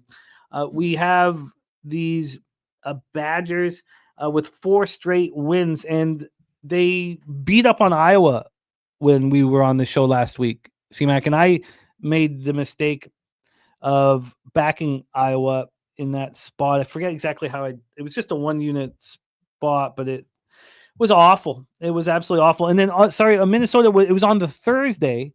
It was on the Thursday with Bobano when Minnesota played Purdue at home and lost by 20 in what we thought was a perfect spot for them to deliver here. Coming off a very they can't score. They looked so bad, and I had to turn that Purdue game off. Then they come off the 89-88 double overtime loss at home to Ohio State, and then get on the road again. So let's talk about what Minnesota has done on the road so far this year when we've seen them. We saw them at Indiana lose by 15, and that's their only road game all year. Now, they've had a couple neutral sites, one road game. How do you trust Minnesota to do anything here? We have Wisconsin in a 4-game winning streak. They went to Rutgers and beat them. Now, we saw how bad Rutgers can be yesterday. God, that just was a horrible way to start the day with a Rutgers double up as well. Nasty Nate was on the other side of that one very confidently. And God, what a train wreck. Let's get into the line history here for this one and then hand it over to our guy, C-Mac. What the hell did I do with the? Here we go. From a line history standpoint, we will start with the total. This total is at 142, juice to the under at minus 118. This total opened up at 140.5. And 3 hours later, it moved up to 143.5. I mean, that's as big of a jump as you'll see, one step jump. Then we get back down to 141. So it's starting to go back from whence. And then from a point spread scenario here, we have these bum Gophers plus 13 at minus 108. This has been bouncing all over the place. They opened up as 13.5 point dogs. This got up to 14.5. Got up to 15 and then has dropped back down to 13. So it's been bouncing all over the place. So now there's been a half-point move towards these trash Gophers. From a cash flow standpoint, let me get this up here. There we go. From a cash flow standpoint, we have 37% of the tickets and 66% of cash on whiskey. 59% of tickets, 61% cash on the under. Troy Torrance, college football is next, my friend. Take it away here. Love to hear that you're cashing, Resmob. Love to see it. Skunt Blaster says, Gophers have burnt me so much this year. They are ass. I've seen them play in person. This team is not cohesive. Skunt bag announcement. Don't back the Gophers. Take it away for us here, C-Mac. Gophers, Badgers in Madison, Wisconsin. Yeah, I can't back them too. I just can't have my money on them until I see a little bit different, and a couple of these games, like the last one, they covered in a crazy overtime game. The shooting's been awful. They've been horrible ATS, 2-11. Last year, Minnesota was unbelievable to start the year. I think they were like 15-2 or some, crazy ATS. And now it's just this year, it has not been good, even at home. Similar to a Rutgers team that used to be at the rack. I get what you were seeing there yesterday, Jimmy, but they have problems right now defensively there. Wisconsin, bigger. They've been shooting the ball well. This team's been just scoring at a crazy rate. I had that under in the Rutgers game. It was at 158. I thought it was starting to get a little bit out of hand. That was a nice, easy under at Rutgers in that one. This one, I can't be on. Like I talked about, I can't be on Minnesota. Someone said they need Garcia.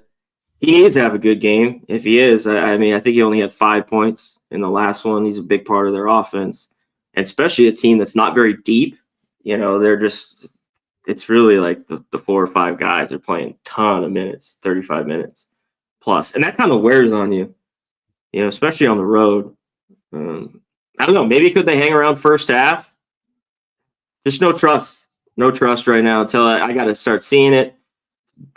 Put my money on, especially consistent. They've just been inconsistent. That doesn't make me want to look their way. And then, do you trust Wisconsin to be locked in against the 0-4 Gophers? Yeah, that's the problem. No. Yeah. When they were 0-2 in the Big Ten, that's when I should have been more focused on backing them. But now they're back to 2-2 Big Ten. They've taken a breath. Yeah. I don't. This is just maybe too many points, and that's why you see it bouncing from 13 up to 15, back to 13.5. Yeah, I get it. People see the 15, it bites back. Yeah. Okay, it's not going to get me to the window. We have more action coming in from cappers in the chat as well. I want to make sure that we don't miss any spots here because we have Mercyhurst next up. So and I'm just making sure that okay, so let's roll. Next up for us, we have 7 p.m. Eastern action. We head back to the NEC. We have the Mercyhurst Lakers 7-10, 1-1 in conference against St. Francis, Pennsylvania. Red Flash de Gaulle Arena in Loretta. Let's take a look at the setup here for these two squads. We have Mercyhurst coming off of a loss. Now, there been a lot of losing of late here, but they played some tough competition, and that was a very tough road trip, at Kent State, at Binghamton, at West Virginia. Then they come home, and they beat Stonehill, and they do it with authority. They win 76-69. They were down 40-32 at the half, and they took over the game and played really good basketball, clean basketball. They did it as a 1.5 point dog, and they took care of business. They followed that up with a loss. It was on Monday. They faced Central Connecticut, and they lose 62-50. They play horrible. They shoot 34.5 from the field and 26.1 from three. This team doesn't turn the ball over much. They play pretty clean basketball. They were 8.5 point dogs. They lost by 12. They got beaten up in the second half because they just can't score. St. Francis has lost 3 straight. They lost at home to Stonehill. Both these teams have the similar opponents over the last week, just on separate days. St. Francis loses 74-59 at home to Coastal Carolina. They looked bad in that one, shot 27.3 from the field. They were 5.5 point dogs. And both times Central Connecticut just dominated these two teams in the second half. The first half, they looked pretty good. And then St. Francis at home on Monday loses to Stonehill 64-60. They were 1.5 point dogs in that one. Another poor shooting. Both these teams are shooting so badly. Pick your bricks because they're both going to be dropping them. Let's get into the line history here for this spot. We have Mercyhurst +3 -109. That's moved 4 cents in their direction. 4 cents in their direction. From a total side of things here, we have a 135.5. I see 136 on the board. This has come down from 137, so we have a 1.5 drop. And then when we get to the cash flow for this Mercyhurst spot, we have here we go. We have 72% of the tickets on St. Francis and 22% of the cash. Now we're only talking about 863 tickets. Also, all of the money on St. Francis money line at this point: 89% of the tickets, 98% of cash, 68% of tickets, 73% of cash on the under. Billy Friedrich says Mercyhurst 6-3-1 against the spread on the road. St. Francis 1-3 against the spread at home. Morgan Spooner says Mercyhurst is a D2 school. Leftover coaches and players. This game is in their comfort zone. Low major they can travel to by bus. Mr. Belvedere here with his action. Billy Friedrich says the reason he's on Mercyhurst money line is the common opponents. And then Lynn Belvedere, Mr. Belvedere on Canisius +4, Quinnipiac -4.5, Toledo -3.5. Thank you for sharing that with us. I will go over and copy and paste that action. Take it away, though, for us here. It's starting to feel like Mercyhurst might be the bet. Do you feel that way, C-Mac? What's your thoughts? Yeah, I think you take them or nothing. I mean, how can you lay points here with St. Francis? I mean, this might be the gettable game. I mean, and that's why they're laying just the 3 in the spot. I mean, losers of 5 of 6. I mean, they are a little bit better shooting the ball of late. When I looked at this game, though, originally, I wanted the under here. I mean, that's what I looked at in this one. It seems like one where maybe the shots, St. Francis is not the best defense, and Mercyhurst could have a better game because they have trouble scoring. Mercyhurst, we know this team's super slow. 360 or they're 361. Just want to bring it up, take all the time that they can. Yeah, they're not very athletic, so they're trying to get their best shot. Not a great rebounding team. But I think they can hang around in this game. So, yeah, I lean their way and lean the under here. I am interested in these Mercyhurst Lakers. So, we need to see if we can get a Merrimack home. I'm sure Sacred Heart's going to deliver a push here. But at this point, it would be Long Island, Mercyhurst. These are some ugly pigs. But we've got the lipstick. Let's roll on. 7 p.m. Eastern, Fairleigh Dickinson Knights, 5-11, 1-0 in the NEC at Lemoyne Dolphins. Also, but 5-11, but they lost their opener in conference. We're at Ted Grant Court in Syracuse, New York. Let's set up the line history here for this one. Here we go. Okay. These Fairleigh Dickinson Knights. A shout out to Prince of the City. We miss him. Very fun capper out of Philly.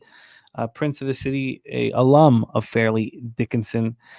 Fairleigh Dickinson snapped a ugly losing streak with that 71-59 victory at Wagner. 71-59. They were 2.5-point dogs. They shot 52.8 from the field. Wagner was horrific, absolutely terrible in that game. Wagner doesn't turn the ball over much, but they shot 31.4 from the field and 16.7 from three. I mean, it's just there was 45 points scored in the first half of that basketball game. Lemoyne's lost 3 straight. They just got beaten up against the Sharks. Now, that was the game that the Juice, I believe it was the Juice, told us about where we were capping the game. Then we realized, thanks to the Juice, that he was at Barclays Center. And Long Island took care of business there. Lemoyne looked horrible. 43.8% from the field and 22.2% from three. So I can imagine that they'll be ready to go. I wonder if, Fairleigh Dickinson takes a breath here after finally getting a W. This is a team that's been on the road almost all year long. Their home games this year, they've only had one home game against a Div 1 opponent. On Sunday, they play St. Francis of Pennsylvania, so it's important that we kind of keep an eye on, what happened here. Lemoyne playing bad, looked bad at Barclays Center. They've been on the road now. They haven't played at home since a Div 3 game on the 14th of December.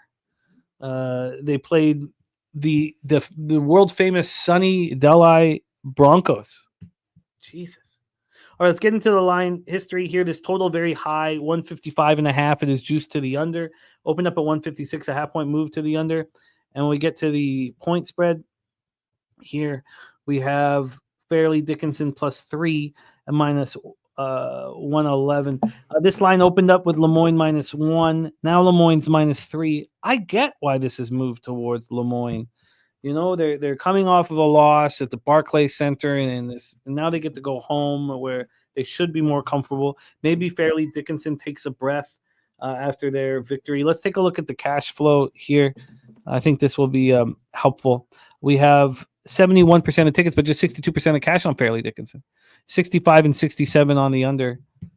The market is indicating, and I think the X's and O's correlate, that the Lemoyne is the play here. What do you think, C-Mac?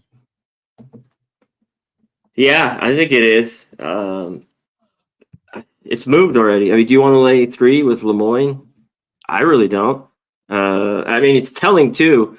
This Fairleigh Dickinson team, 11-2 ATS against Lemoyne, who's 4-10 all year, who haven't been covering.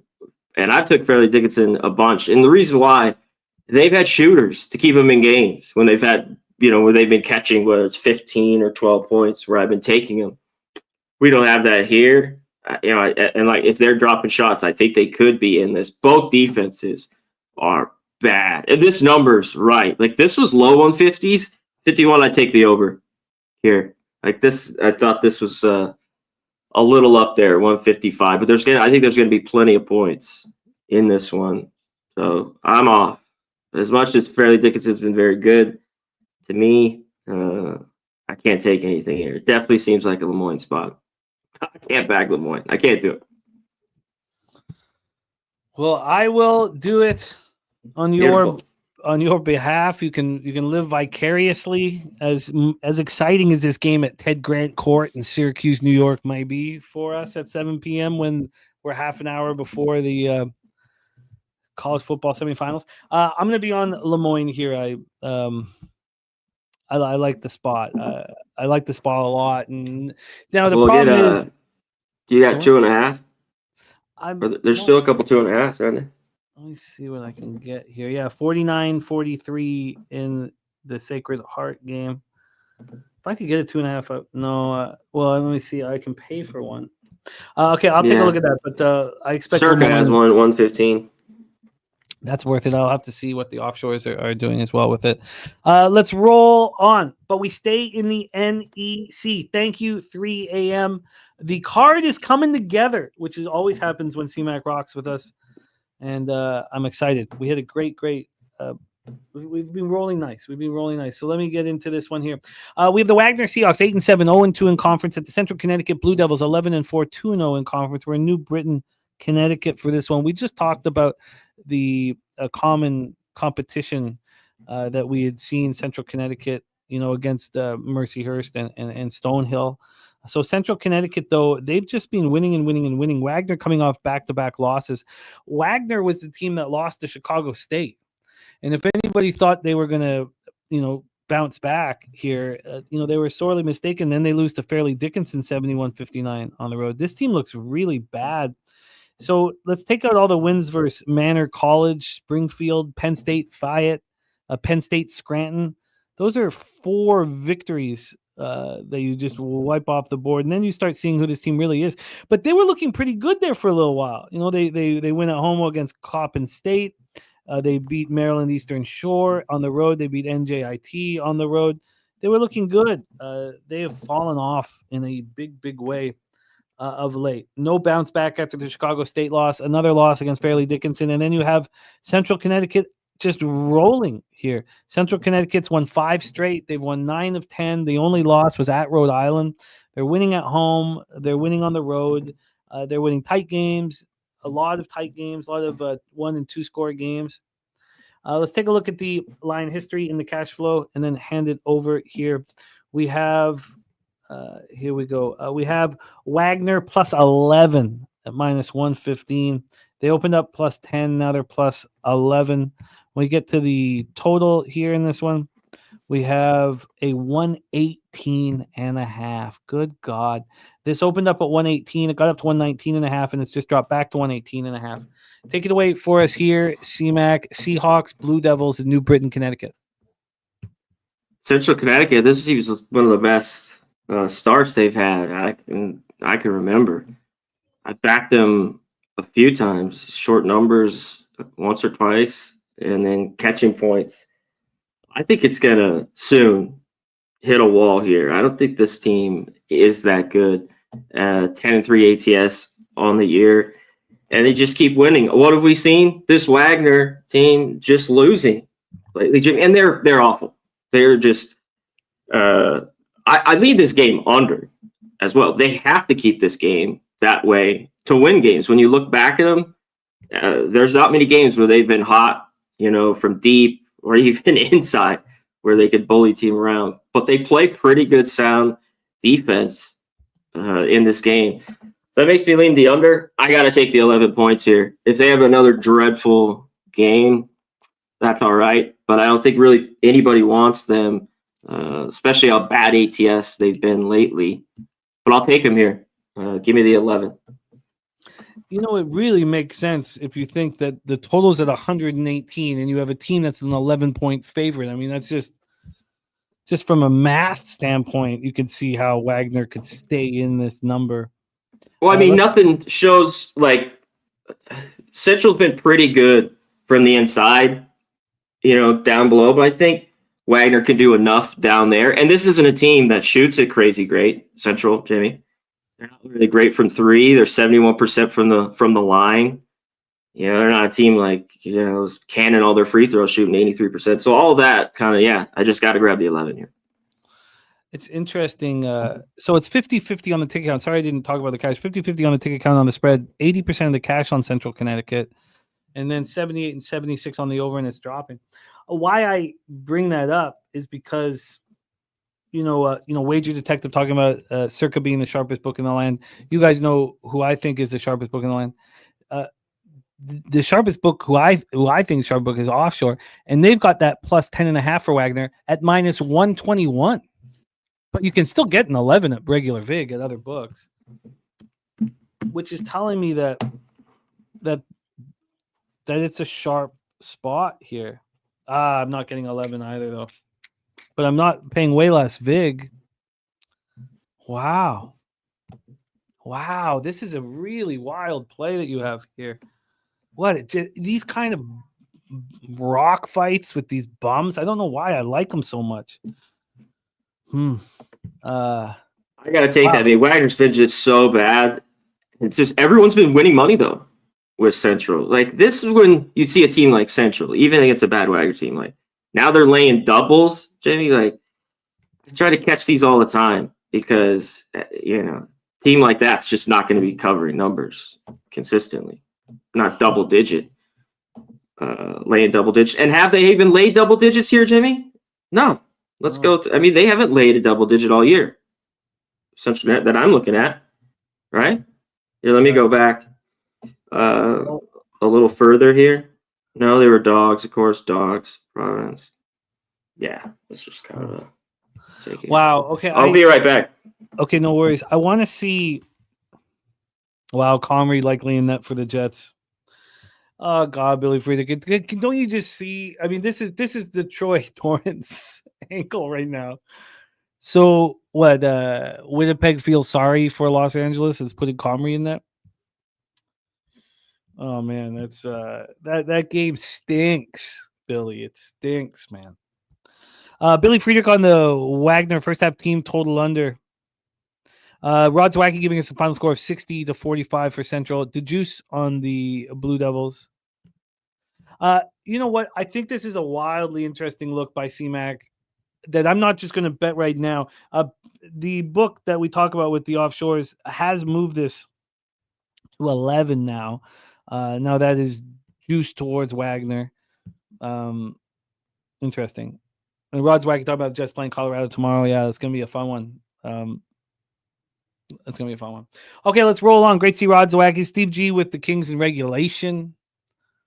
God, that's going to be wild. Okay, let's roll on and set up our next game. Did you saying Central Connecticut is good? No, I hear you. I hear you. And then you're going to need a final score of 60-45. That whereabout. You're going to have to keep. You're going to have to keep Wagner under 50. Imagine if Wagner gets over 50, they cover here.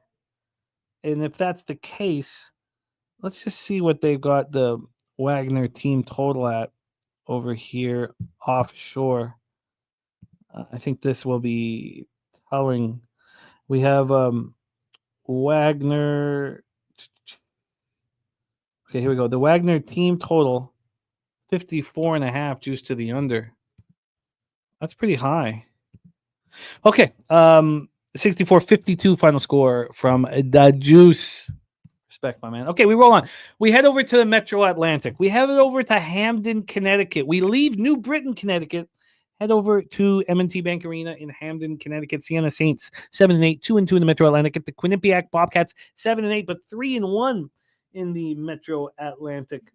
Let's get into the line history. I didn't bet it yet, CMAC, but I'm extremely captivated by the look you have on Wagner, and I may end up on it myself. We have a 51-45 score right now. Merrimack, Sacred Heart. Actually, that might be a little late because I'm on. Whatever. I don't. Let me just see if that was a little behind. No, 51-45, 11:45 left. Timeout. Merrimack. Here we go. We have Sienna, Quinnipiac. We're going to get into the college football semifinals and then NBA here shortly. But we have more work to do and work that I really, really enjoy. So let's go. Sienna, Quinnipiac. We have Sienna coming off a 74-73 loss to Iona on Monday. The Gales won. They won as 2.5-point dogs. It was a very, very tight game all the way through. But good God, was it ugly. Sienna turned the ball over 25 times, and Iona turned the ball over 24 times. 49 turnovers with these two Metro Atlantic foes facing each other. Quinnipiac, coming off an ugly loss, had their 2-game winning streak snapped. It was their first in-conference loss. They lose at Marist. They were 1.5-point dogs. They shot the ball poorly. And, this game, you want to talk ugly basketball. This game with 8 minutes left in the first half was 12-11 Quinnipiac. They were scoring. The two teams were combining for a basket a minute. Good God. Let's get into the line history here for this one. We have a Quinnipiac -6.5 at -108. An angry group coming off of a loss. That 4 was ripe for the taking. Those of you that got in on the 4, expecting Quinnipiac to bounce back off that loss from Marist, nailed it. 6.5 is a little touchy. From a total standpoint here, we have a 141 juice to the under. This opened up at 141, so we just had a 3-cent move to the under. And when we get to the cash flow here for this one, where am I? for the Sienna Quinnipiac spot. We have 69% of tickets, 81% of cash on the Quinnipiac Bobcats, 62 and 63 on the under. I feel like I just missed this opportunity here. Take it away, C-Mac. Is this a great bounce back spot for Quinnipiac? And if so, has the line moved too far now? Take it away. Yes, I think it's moved too far. I think this is a decent spot for them, Quinnipiac. But this is the problem in this conference when you start laying points like this, when a team doesn't play defense, when how sloppy these teams are. They get in on. I mean, they turn the ball over like crazy in this one. I mean, they get up and down. They got to be better in this one. It seems like a spot maybe first half if you like them. But I think full game, this is moved out. Sienna could keep this game close. This team's playing pretty good basketball of late. They just lost by 1. Before that, the Manhattan game was pretty crazy. It went to OT. They shouldn't have won that game probably and covered. That was last Friday. But I think they're in this here as much as the spot's great. In the teams like this, I don't trust it. What do we have here? I wanted to wait on this one. I was hoping to grab a 7 here, but I love that it's moved out a little bit too far here. So just give me a minute. So I think we're going to see it buy back here. So maybe I'm going to have to roll with the 6.5. Yeah. And by the way, Troy thinking about adding Niagara. He got on Merrimack at -3. Looks like this Merrimack game may go down to the wire for us. 52-45 right now. So it's a tight one. I get it. I'm going to be off of the spot here, but let's roll on. We stay in the Metro Atlantic here. Troy, back to that spot. No, there was no move for either of us in St. Peter's, Niagara, here. But we did have cappers on. We did have cappers on the Peacocks that talked about why they were on it. Kent has 5 units on it. Of course, Troy's noticing the dog to favorite. That's a huge move here. But not for us. Mr. Belvedere grabbed Quinnipiac -4.5 early in the AM. That was a shrewd look. I wish I had have gone over it further before the big line move. Let's roll on. Next up, we head to Riverdale, New York. Dratty. The Mount St. Mary's Mountaineers 9-5, 2-1 in the Metro Atlantic against the Manhattan Jasper 7-6, also 2-2. Let's get into the line history here for this Mount St. Mary's spot. We have the total at 152.5, juice to the under at -116. It's been bouncing all over the place. Opened up at 151, got down to 150.5, and then started climbing up to 152.5. So we have a 1.5 move towards the over. On the spread here for this one, we have Manhattan -2 at -106. They opened up -1.5, so we've had a 0.5 point move towards the Jaspers. And when we get to the cash flow for this spot, make sure I didn't already blow past it. Okay, here we go. We get to the cash flow. We have just 26% of tickets and 51% of the cash on the Jaspers. Now, all the money line action on them, 80% of tickets and 96% of the cash. But on the spread, just 26% and 51% of the cash. Billy Friedrich says Manhattan lost to Sienna and Lemoyne at home, and Mount St. Mary's is better than both of those teams. Manhattan should not be the favorite here, says Billy Friedrich. This is what our guy Spoon Dog had to say. He says, huge difference in coaching experience here. Linda's doing a phenomenal job in his first year as head coach at Mount St. Mary's. The public will like the 9-5 record with the big win over Miami, but Manhattan has a guy in his 15th year as a head coach and has been on the sidelines of the college game for the last 30 years. He's built his reputation in the American East, where he had to face tough road spots like what he will face later this year in Mount St. Mary's. Gallagher will pull out a few old dog tricks for this one and make sure he gets the home W. Also says Mount St. Mary's shot 45% from 3 last time out, and this is Manhattan's first home game in a month. Yeah. Rod Zwacky says bet against Manhattan on the money line is a home favorite or pick. Manhattan record since the 2023 season 1-8. Take it away for us, C-Mac. Very, very interesting capping from the cappers in the chat. Take it away, Mountaineers, Jaspers, and Riverdale. Yeah, they've been on of late. won 3 or 4 all those games on the road. And whether they've been on the road or like back here at home, those short numbers, they just, haven't worked out really. And that game that they lost, we just hit on, they were covering, from tip, Jimmy, that went to OT with Sienna. That would have been tough if you're on them, because I was thinking about it. But every time they've moved to a favored role, even like this, it's short, it's at home, it has been great. When I looked at the total on this game, it's just a little bit too high, because Manhattan's been so good to the over. Like this team, 11-1, and a lot of those numbers were all like in the mid 140s at the top. Even before that, they'd have games in the 130s. So it's just up there. And I can't turn around and take the under, because I think both these teams can score. The shooting's been pretty good, especially for Manhattan a little bit of late. This one's tough for me. As soon as Manhattan's a favorite like this, I want nothing to do with them, even at home. And then they've been very good to me so far. Same thing with Mount St. Mary's. This team's been a covering machine. This should be a good basketball game. So look to maybe jump on something live here if a team gets out, Mm-hmm. and grab a bunch of points in these games. I love doing that. Rod's Wax says, but over the total of Manhattan games after playing a road game, the overs record since 2023, 27-9. Merrimack pulling away now 60-49 versus Sacred Heart. Would be really nice to get in. Yeah. Get the day started with a victory, man. I should have doubled up on it, but all right. Total's just high. Let's roll on. Next up, 7 p.m. Eastern with the Rider Bronx 4-10. Both Rider and Canisius 0-3 in the Metro Atlantic. In fact, Canisius with nary a victory on the year. We're in Buffalo, New York for this one. Let's get into Rider Canisius right now. We have Canisius plus 3.5 at -112. They opened up plus 3.5 -108. They got up to 4 and then came back to 3.5. At this point, we've had a 4-cent move towards the Golden Griffins. On the total here, we have a 139.5 -114 to the under.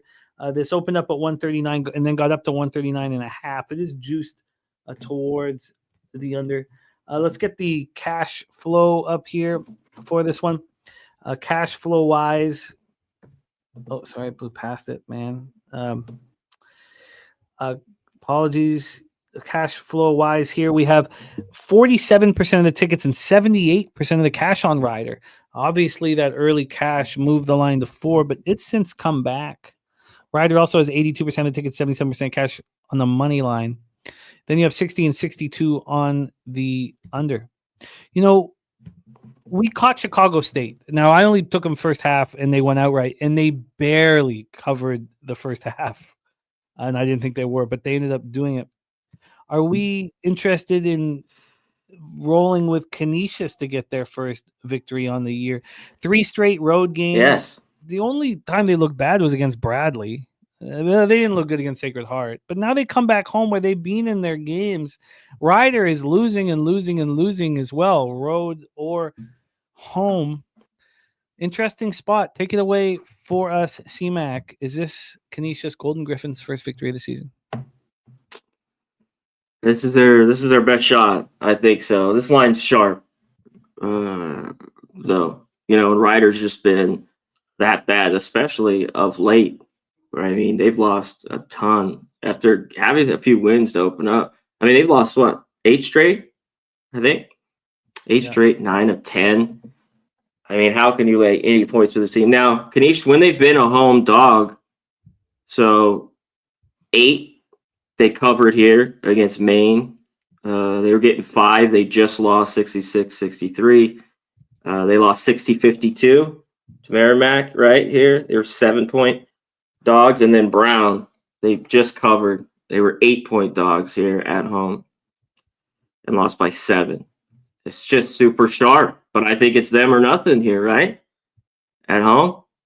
I think this would be the best opportunity. This is like 5.5. Man, I really, really like it a lot more. Just if they lose a tight, game here at home. But I think they're in it. Morgan saying Canisius had Merrimack down at half. The whole cap with Chicago State was that they were going to the arena thinking, this is our chance. This is our chance for a victory. They had a bit of a kick in their step after losing. Canisius is going to the Athletic Center today saying, we can win this game. Let's go out there and win this game. Like, they're going to – this is Canisius. Yeah.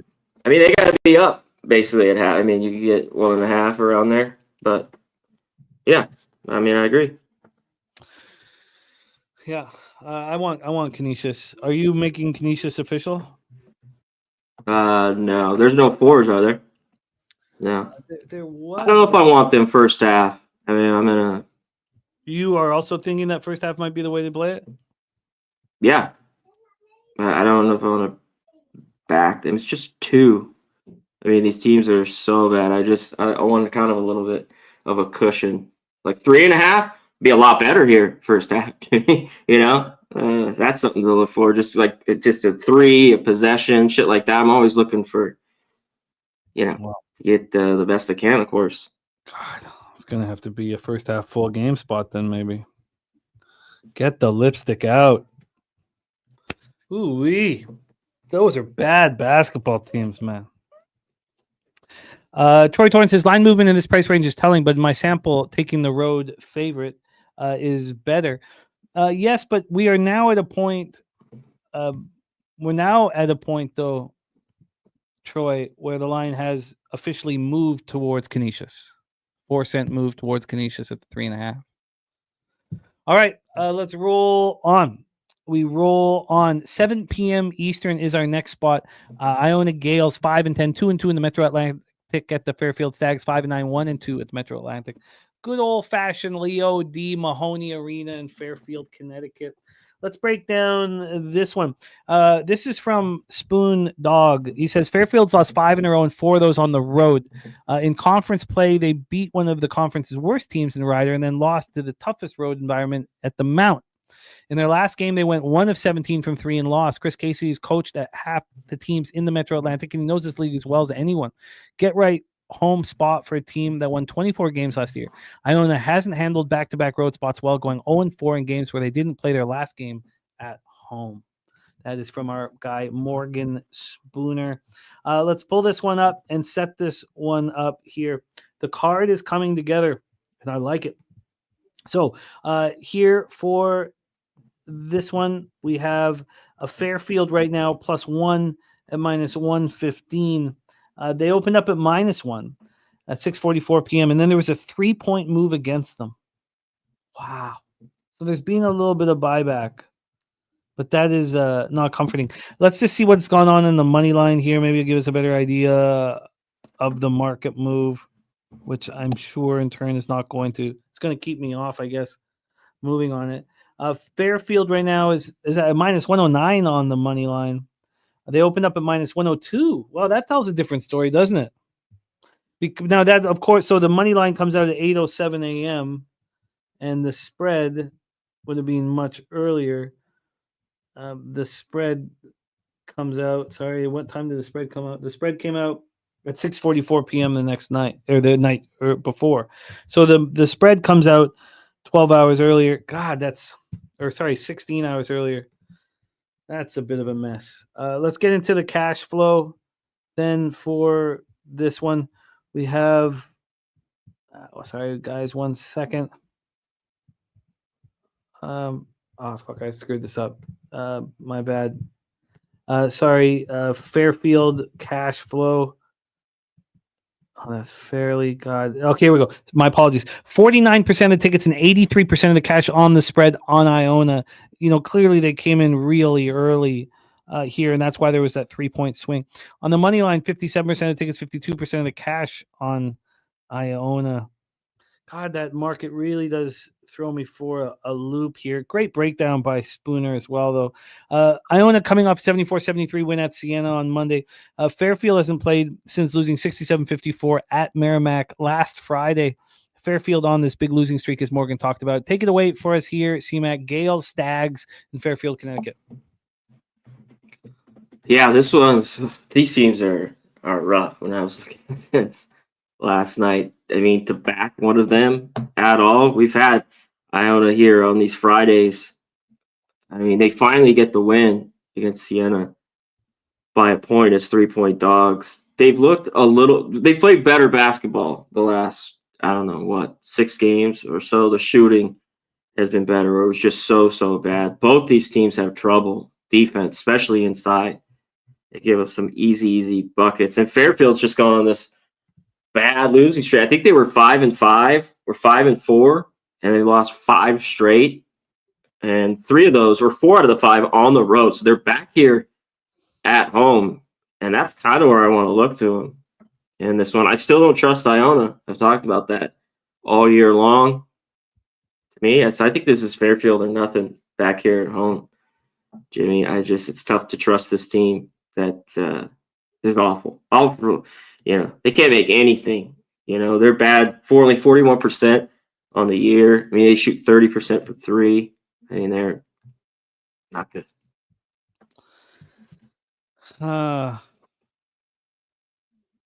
Yeah, I mean, it makes sense. I just wish that it fully correlated. I'm going to have to put a question mark here beside Fairfield. I don't know if I get to the window. Okay, but I'll take another look at it. Let's roll on.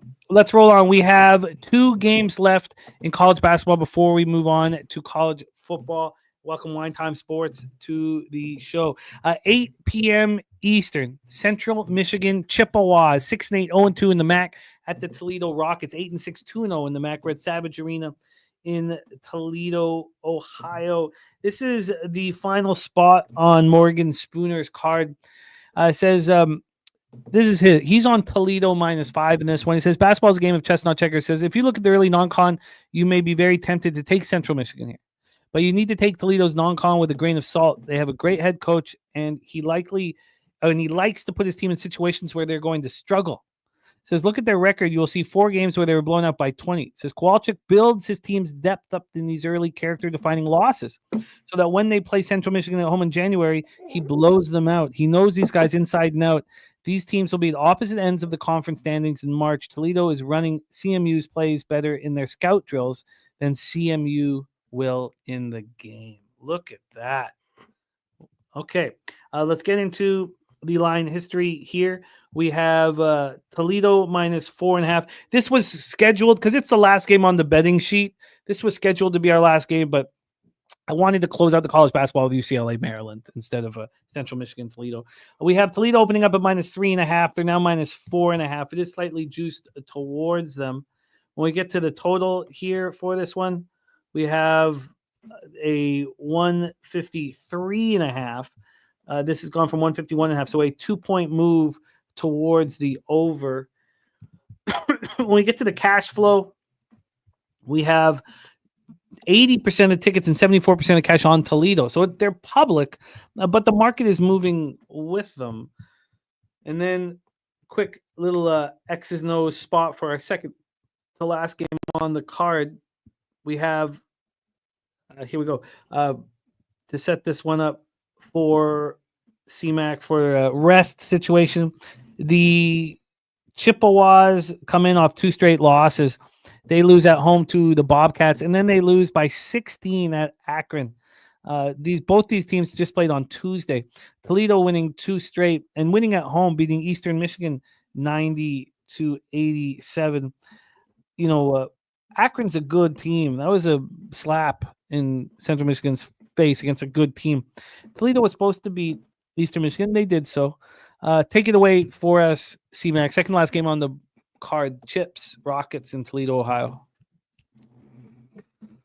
Yeah, one thing with Toledo, they've just been inconsistent kind of all year long. They've had these really bad games where they haven't been able to score, because I think they're better here. Because when you look at this, you think they're going to have their night. I think this game goes over. I think they could cover it and have a big game offensively. Even that last one, see, they're laying 9. Can't be involved with that with Toledo. They don't cover in that game. I think they'll play better here at home.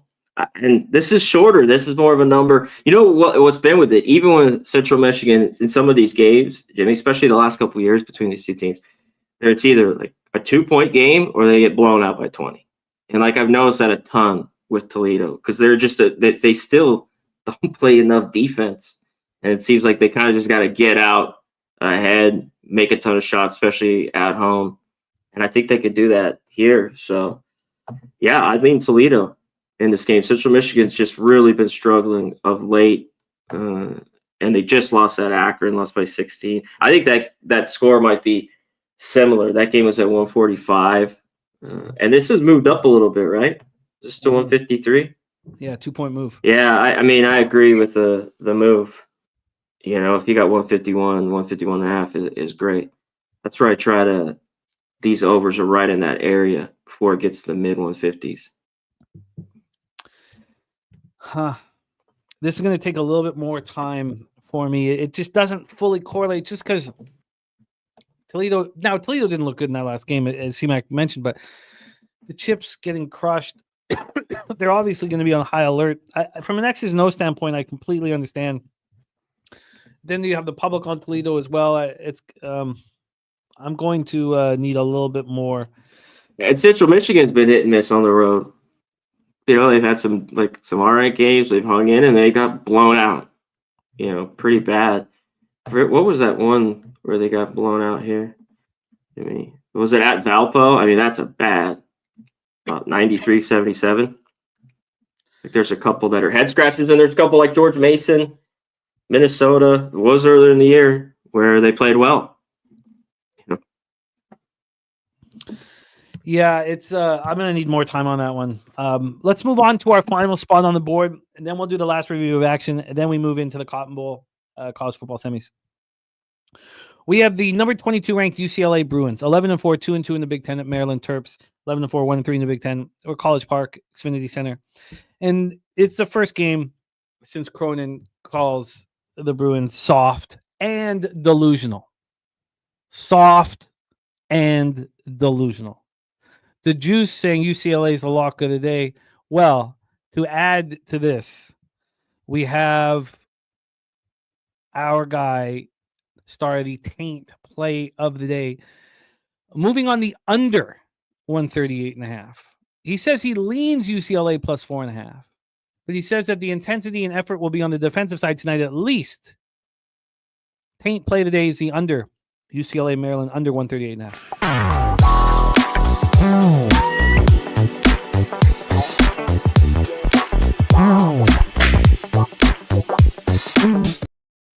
Taint. Good old Taint.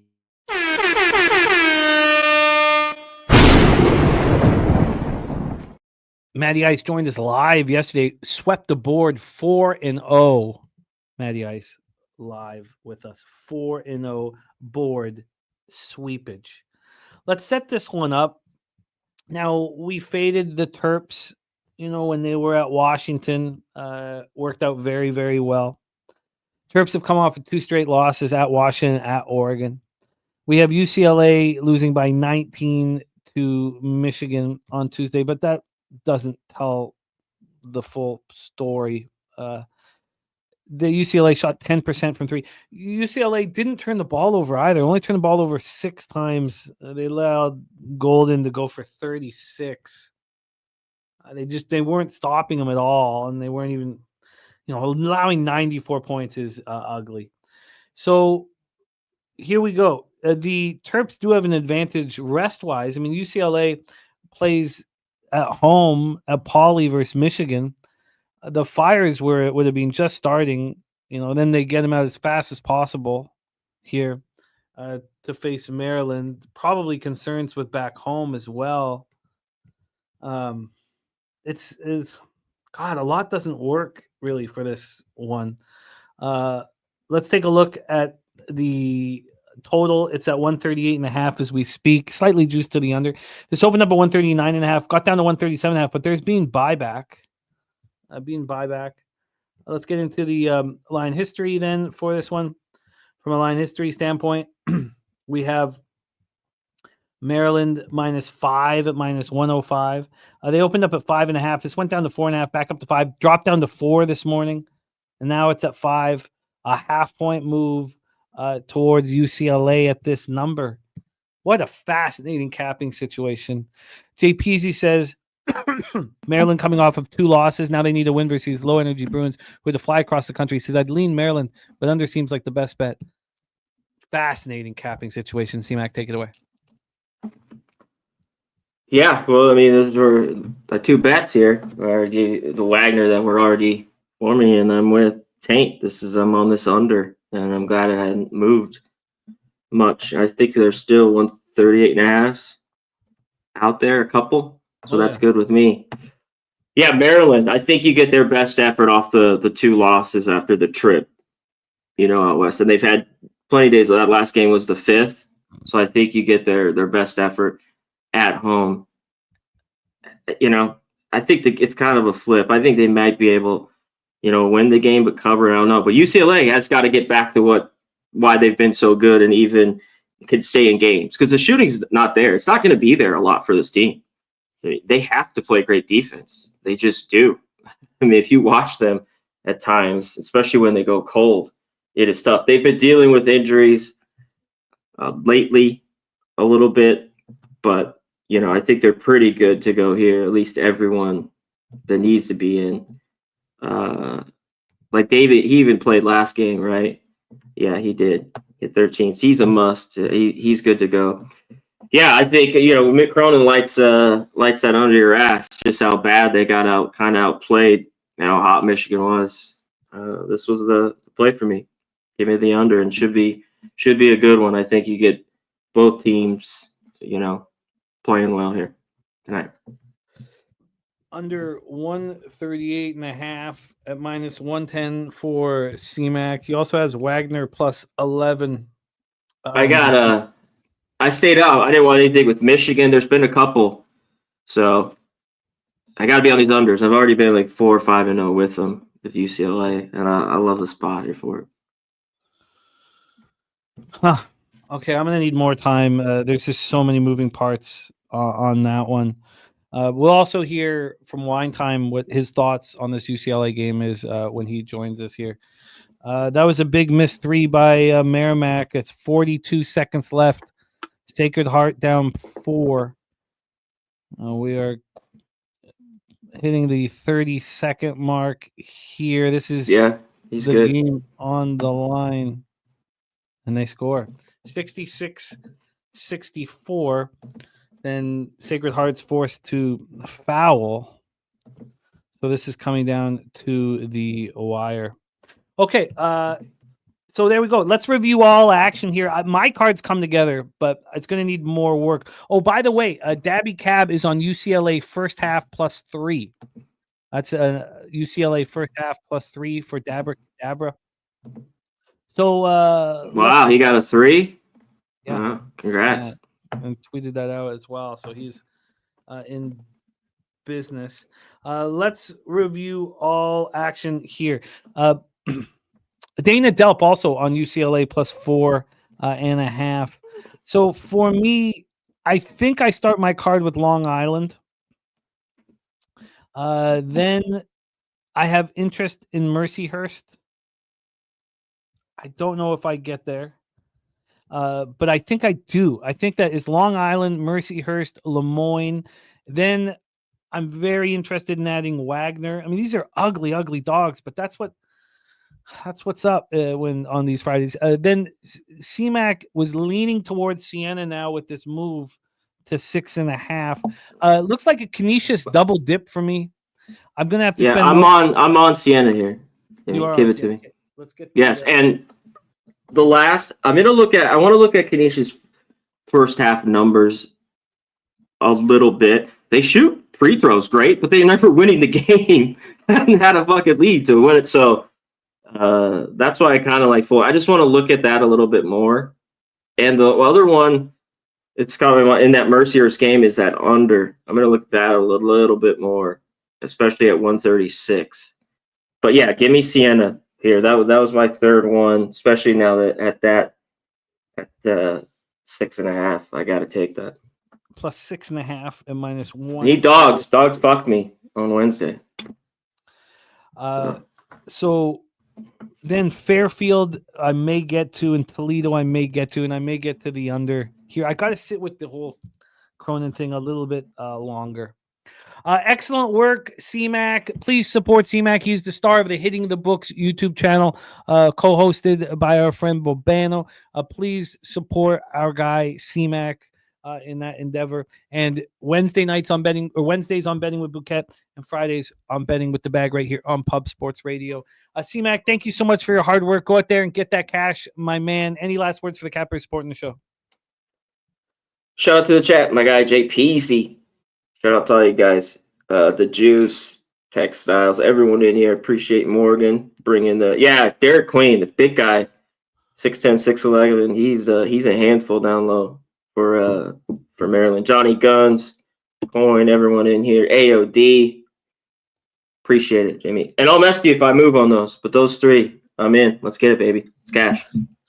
Respect. There he is, Megan Mac Daddy in the house. Sacred Heart missed the first free throw.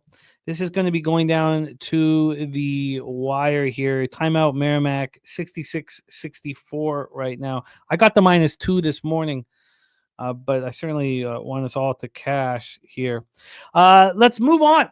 But before we move on to college football, where your next guest has been absolutely spectacular, 81-61 on our shows. 81. This next guest has given us 142 bets, hitting at 57%, plus 15.25 units, ROI plus 10.74%, average line -109. He's been simply spectacular this year in college football. But we want to ask him about this UCLA game. So let's welcome him from Los Angeles. We've been thinking about everybody in the Los Angeles area due to the fires and the scary situation there. Please welcome our friend Wine Time Sports. Wine Time, how are you, my guy? Jimmy, good to be here with you, man. Happy Friday. Prayers to everyone in the LA area that's going through those fires. I'm safe down here. I'm in the Orange County area, so we're all good down here, but thinking of everyone out there. And praying for you guys. But yeah, man, excited to talk this college football game especially. But yeah, I actually do got a little something on this college basketball game, Jim. I love it. Let's jump over there if you don't mind. Jose, if you could put the graphic back up for us for UCLA Maryland. I did not want to end the show on the Chips Toledo Rockets game, the college basketball standpoint. Take it away. I'm so curious to hear your thoughts. By the way, it's 66-65, Merrimack heading to the line, but they've called another timeout. Take it away, Wine Time, your thoughts on UCLA, Maryland.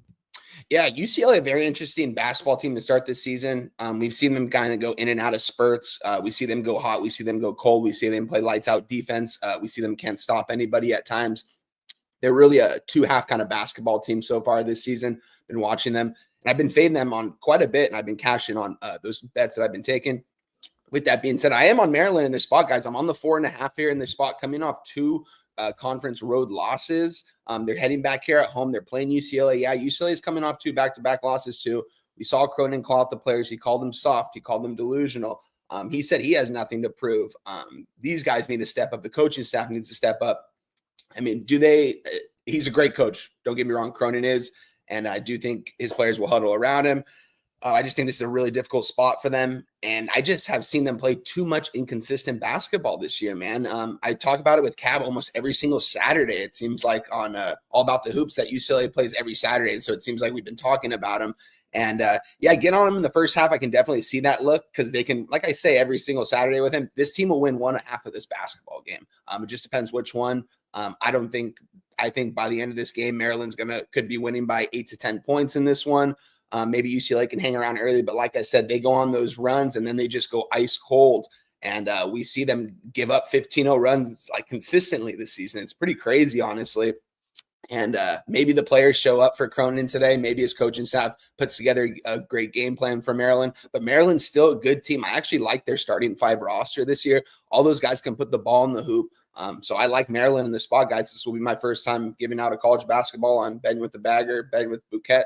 I'm on Maryland, -4.5, -110. You can get that everywhere right now. I love it. By the way, Merrimack missed the free throw. Unbelievable. Were you on the first half in that? No, I was only on the full game. I thought about doubling up, but I was like, you're going to double up on the first game of the day, after a bad day in college basketball. I was like, ugh. Yeah. I didn't even see where it was in that game. My bad. I didn't even see that the game's almost over. Jarek White loving the look on Maryland. There's my guy JP's in the chat too. Shout out to you, my guy. And JP. So we have two LA Cappers. So what is the difference between the Juice talking about last year, Cronin, doing the same thing in UCLA, pulling off 9 straight wins? Are you just saying that the situation is too difficult I here think so Maryland's too. an angry group? Yeah, and I just don't really believe in their team, honestly. Yeah, they got some good players, but they're too inconsistent. I've seen them go on too many inconsistent runs. Maybe they turn the corner here after Cronin calls them out. But Maryland, I'm not really sure how wild this environment's going to be here. I'm not sure if it's going to be crazy. That's another thing I have to look at. But yeah, I just think Maryland has the advantages. Mick Cronin, yeah, I mean, he's got a better roster this year than he did last year. They went in, they spent all their NIL money in basketball this year. They got Kobe Johnson, they got a good starting roster, but they're just inconsistent together. I don't think they played enough ball. It might have been too many guys from too many different teams coming and joining. And yeah, with that being said, I just don't think this UCLA team can play a complete 2 half of basketball game. Lots to think about here. Putting my college basketball card together. Let's roll in to the big one, wine time. And what spectacular work you have done. But the job is not over here. The job is not over. We have, so is the game over 66-65? It says 0 on the clock here. Okay. Ugly stuff there. -2, and they win by 1 is what it looks like. Unbelievable. 88% foul line shooter, and he misses. That is college football. College basketball. We move on to college football, and look at that record from Wine Time Sports. I've been on the fence here and focusing on other spots in NHL and stuff like that. And, did we get fouled? Oh, my God. Come on, dude. Sorry. Tell me that there was a foul. Tell me there's a foul point. There couldn't be. There was only 0.7 left. Okay. Sorry. I just, okay. Sorry. 0.3 seconds left. We got fouled. Yeah. Oh, for fuck's sakes. Oh, but Coin says he cashed the +2. Okay. What the hell's going on? Troy just said he needs both free throws, so. But Coin wouldn't say that he cashed it here. 66-65 final, they said, not going to the line. Oh, God, I hate this shit. It's over, they're saying. It ended. It's over. End the match. All right, nice job for those of you on Sacred Heart. Good God, that's a shitty way to. I would rather just have lost the VIG. Okay, let's get this off of my goddamn screen. All right, let's roll. 7:30 p.m. Eastern. We have the college football playoff semifinal. We have the Cotton Bowl. Now, we've already seen from our guy Wine Time. Please check out our video. Now, we're going to hear, I love when the capper is marinated with a spot for, 48 hours, which is what's happened here. Wine Time on Wednesday in our video with C-Mac and Jose Bouquet. Wine Time gave us, let's get this up here, your exact action. You gave us the Ohio State -6 at -110 and Texas team total under 23.5 at -120. That's what he's given us so far. We'll see if anything's added, and we'll see what his plan is. Let's roll. We'll start with the line history and the cash flow, and then we'll drop some X's and O's and see what Wine Time is feeling with his action. Ohio State right now is -6 at -108. That's exactly where it's open. There's been a 3-cent move to Ohio State. When you get to the total here, we have a 52. This opened up at 53, and it stayed there for a while. This didn't move to 52.5 even until this morning, and now we're at 52. So we have a 1-point move to the under, and we really have no move, but you could say 3 cents of juice here. 3 cents of juice has moved towards the Buckeyes. 61% of the tickets, 59% of the cash is on Ohio State. And on the total here, 64% tickets, 62% of cash on the over. So we all know that Ryan Day's Buckeyes are rolling. They've been rolling since that loss to Michigan. They beat Tennessee 42-17 in the first round. Then another dominant victory in the Rose Bowl, 41-21 over Oregon. And Chip Kelly, as much negative press as he receives, we remember what he did with Oregon's offense. We remember. I know there's a lot of hate for what he's done over the last 6 or 7 years, but there was a reason why he got the shot in the NFL, and it was because of what he did with Oregon's offense. He's got this offense peaking at the right time. So the question is, can Texas's defense slow down Will Howard? Howard went 41-55 combined in those wins over Tennessee and Oregon, 630 yards, 5 touchdowns. Those are 2 top 40 defenses. We know he's got weapons all over the place, especially Jeremiah Scott, Egbuka. You got Carnell Tate. You got tight end and G. Scott. Yeah. He may not be the best tight end on the field. You have strong running backs in Travion Henderson, Quinshon Judkins. The Longhorn defense has allowed 4.3 yards per play and 14.5 points per game this year. They have only allowed 8 passing touchdowns all season long. So Sarkisian and Texas back in the semifinals. Have they learned something from this experience last year? They lose to Washington. Do they have what it takes to take that next step here? They win 38-24 over Clemson in the first round. Then they need overtime to beat Arizona State 39-31 in the Peach Bowl. Quinn Ewers must play the game of his life here. We've seen him step up when it matters most. Will he step up here? The wide receiving group may not have the standout. There's no Jeremiah Smith, but you have Matthew Golden, Isaiah Bond, Ryan Wingo, DeAndre Moore.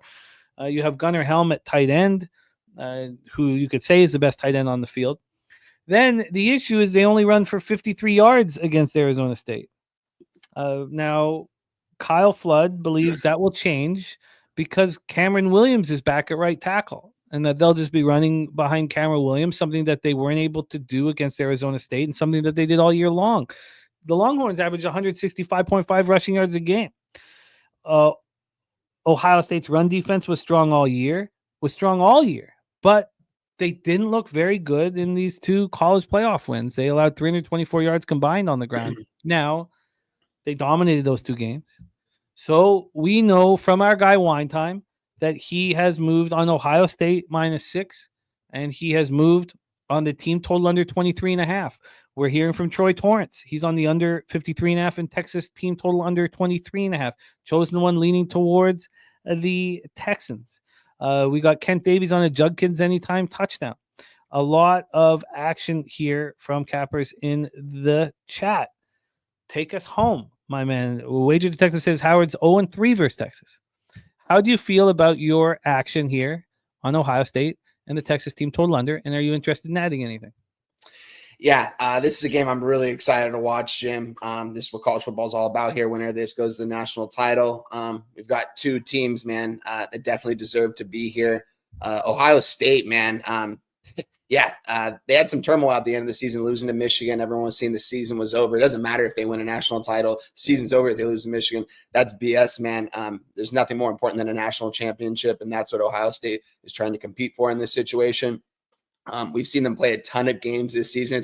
It's really cool to see this much college football played at this time of year, especially competitive, when teams actually want to go out there and win. It's not just these put together bowl games. With that being said, I like the 12-team format this season, and I think it's been successful so far. Ohio State, man, I've talked about this team a lot this season. This is a $30 million roster that they brought in this season. They signed Will Howard for a couple $1 million this last offseason, a guy that kind of got ran out of Kansas State. He kind of ran from competition from the freshman Avery Johnson over there. Yeah, the young guy. And he goes to Ohio State. He's the perfect fit though for the Chip Kelly offense. And that's what Ryan Day did, him and Chip, they play golf together every single offseason. When Chip was at UCLA, Chip coached him at New Hampshire. They have a close relationship, and Ryan Day said, I'm going to give you the keys to the offense. You go up in the booth and you tell me what to communicate to the quarterback. And that's what we're going to do. It's all on you. Chip Kelly hasn't disappointed so far in these playoff runs, man. It's his play calling, man. It's elite, man. We saw him do it at Oregon. This is one of the best play callers we've ever seen. in football, not just at the college level, man. This guy knows football and he knows how to run a good offense, man. And he's got two of the better receivers in all of college football. One of them, Jeremiah Smith, man. This guy's a true freshman, caught for over 1,000 receiving yards this year, guys. This guy is a potential #1 overall pick in the draft in 2 years from now. This guy has every tool in the shed to have a Hall of Fame career at the next level. This guy's got it all. And Chip has these design play calls for him to be in one-on-one coverage and for him to go up and get that ball one-on-one. And I'm going to tell you guys right now, there's not one corner that I've seen this season that can guard this guy one-on-one, especially in a big game like this. And not just him. The thing is, you can't really double team Jeremiah Smith because you've got Najukba over there. You got the tight end. You've got Carnell Tate. You've got two of the best these two running backs, guys, Judkins and Henderson, are going to be playing on Sundays here in the next year or so. Both of these guys are potential to be drafted in this year's draft. Maybe not high first, second round picks, but they're going to go third, fourth round. We saw what you can get out of fourth round draft pick in Bucky Irving this last season for the Tampa Bay Buccaneers. There's a lot of talent in this running back class. And so you can't really double team Jeremiah Smith in Texas. They've got a really good corner over there. His name's Jada Barron. This guy's going to be playing on Sundays as well. He's a little bit smaller of a corner, though, at 5'10", 195 for Jeremiah Smith. I see him more of a nickel back at the next level.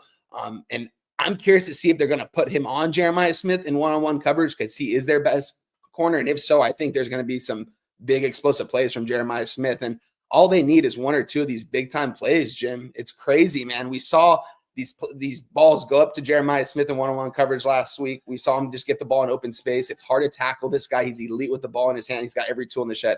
You got Henderson, you got Judkins. These guys are a two-headed monster over there, two of the better running backs in college football. They're going to get their touches as well. Will Howard, playing some good football, man. He doesn't even have to do too much.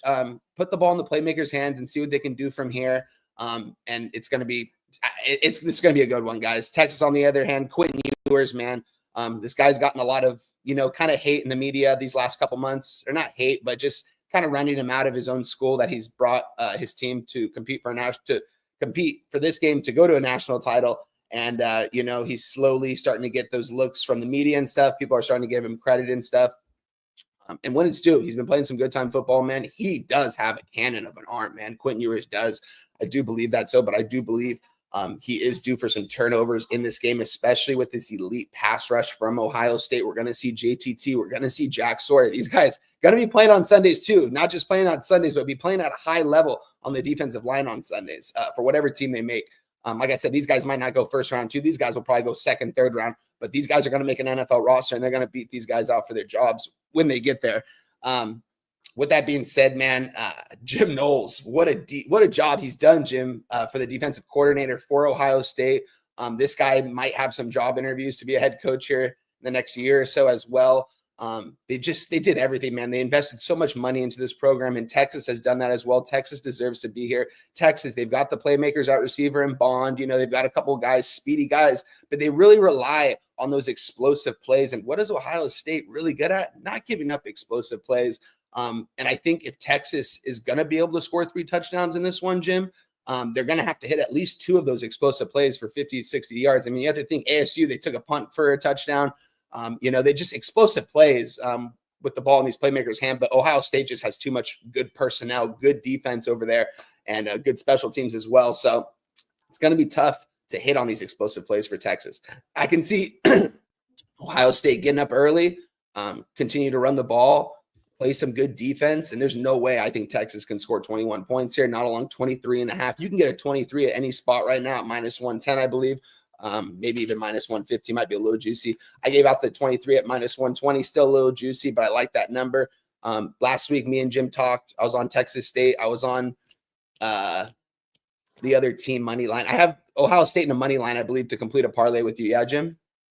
Yes. Yes. With Texas State and Minnesota. Yes. So we need Ohio State money line to complete that parlay here. I'm also going to add, guys, Jeremiah Smith over 88.5 receiving yards right now. It's a little juicy at -125, but I just really like that number. I was looking at his receptions, 5.5, but I don't really even think he needs 5 receptions to get that number. I think you give him the ball in open space, 1 or 2 plays, he's going to hit it just like that. If not from 2 or 3 catches. We've seen him do it continuously.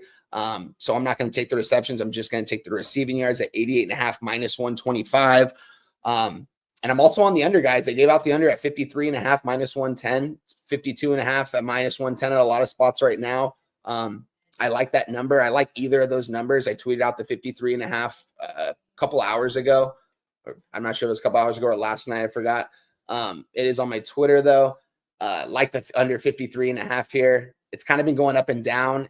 Went down to a 52.5, got back up to a 53.5. It's kind of been going up and down right now, just like how it was yesterday. We saw the total in the Notre Dame get up to 46.5, I think, yesterday before pregame, and then go down to 45.5. This number is going to go up and down today, guys, but I do like the under.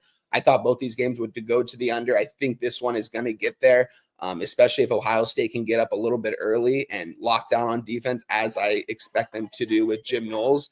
And Will Howard can't be turning the football over. Quentin Ewers, his interception prop right now is minus 220 to throw an interception. He's definitely throwing a pick today, guys.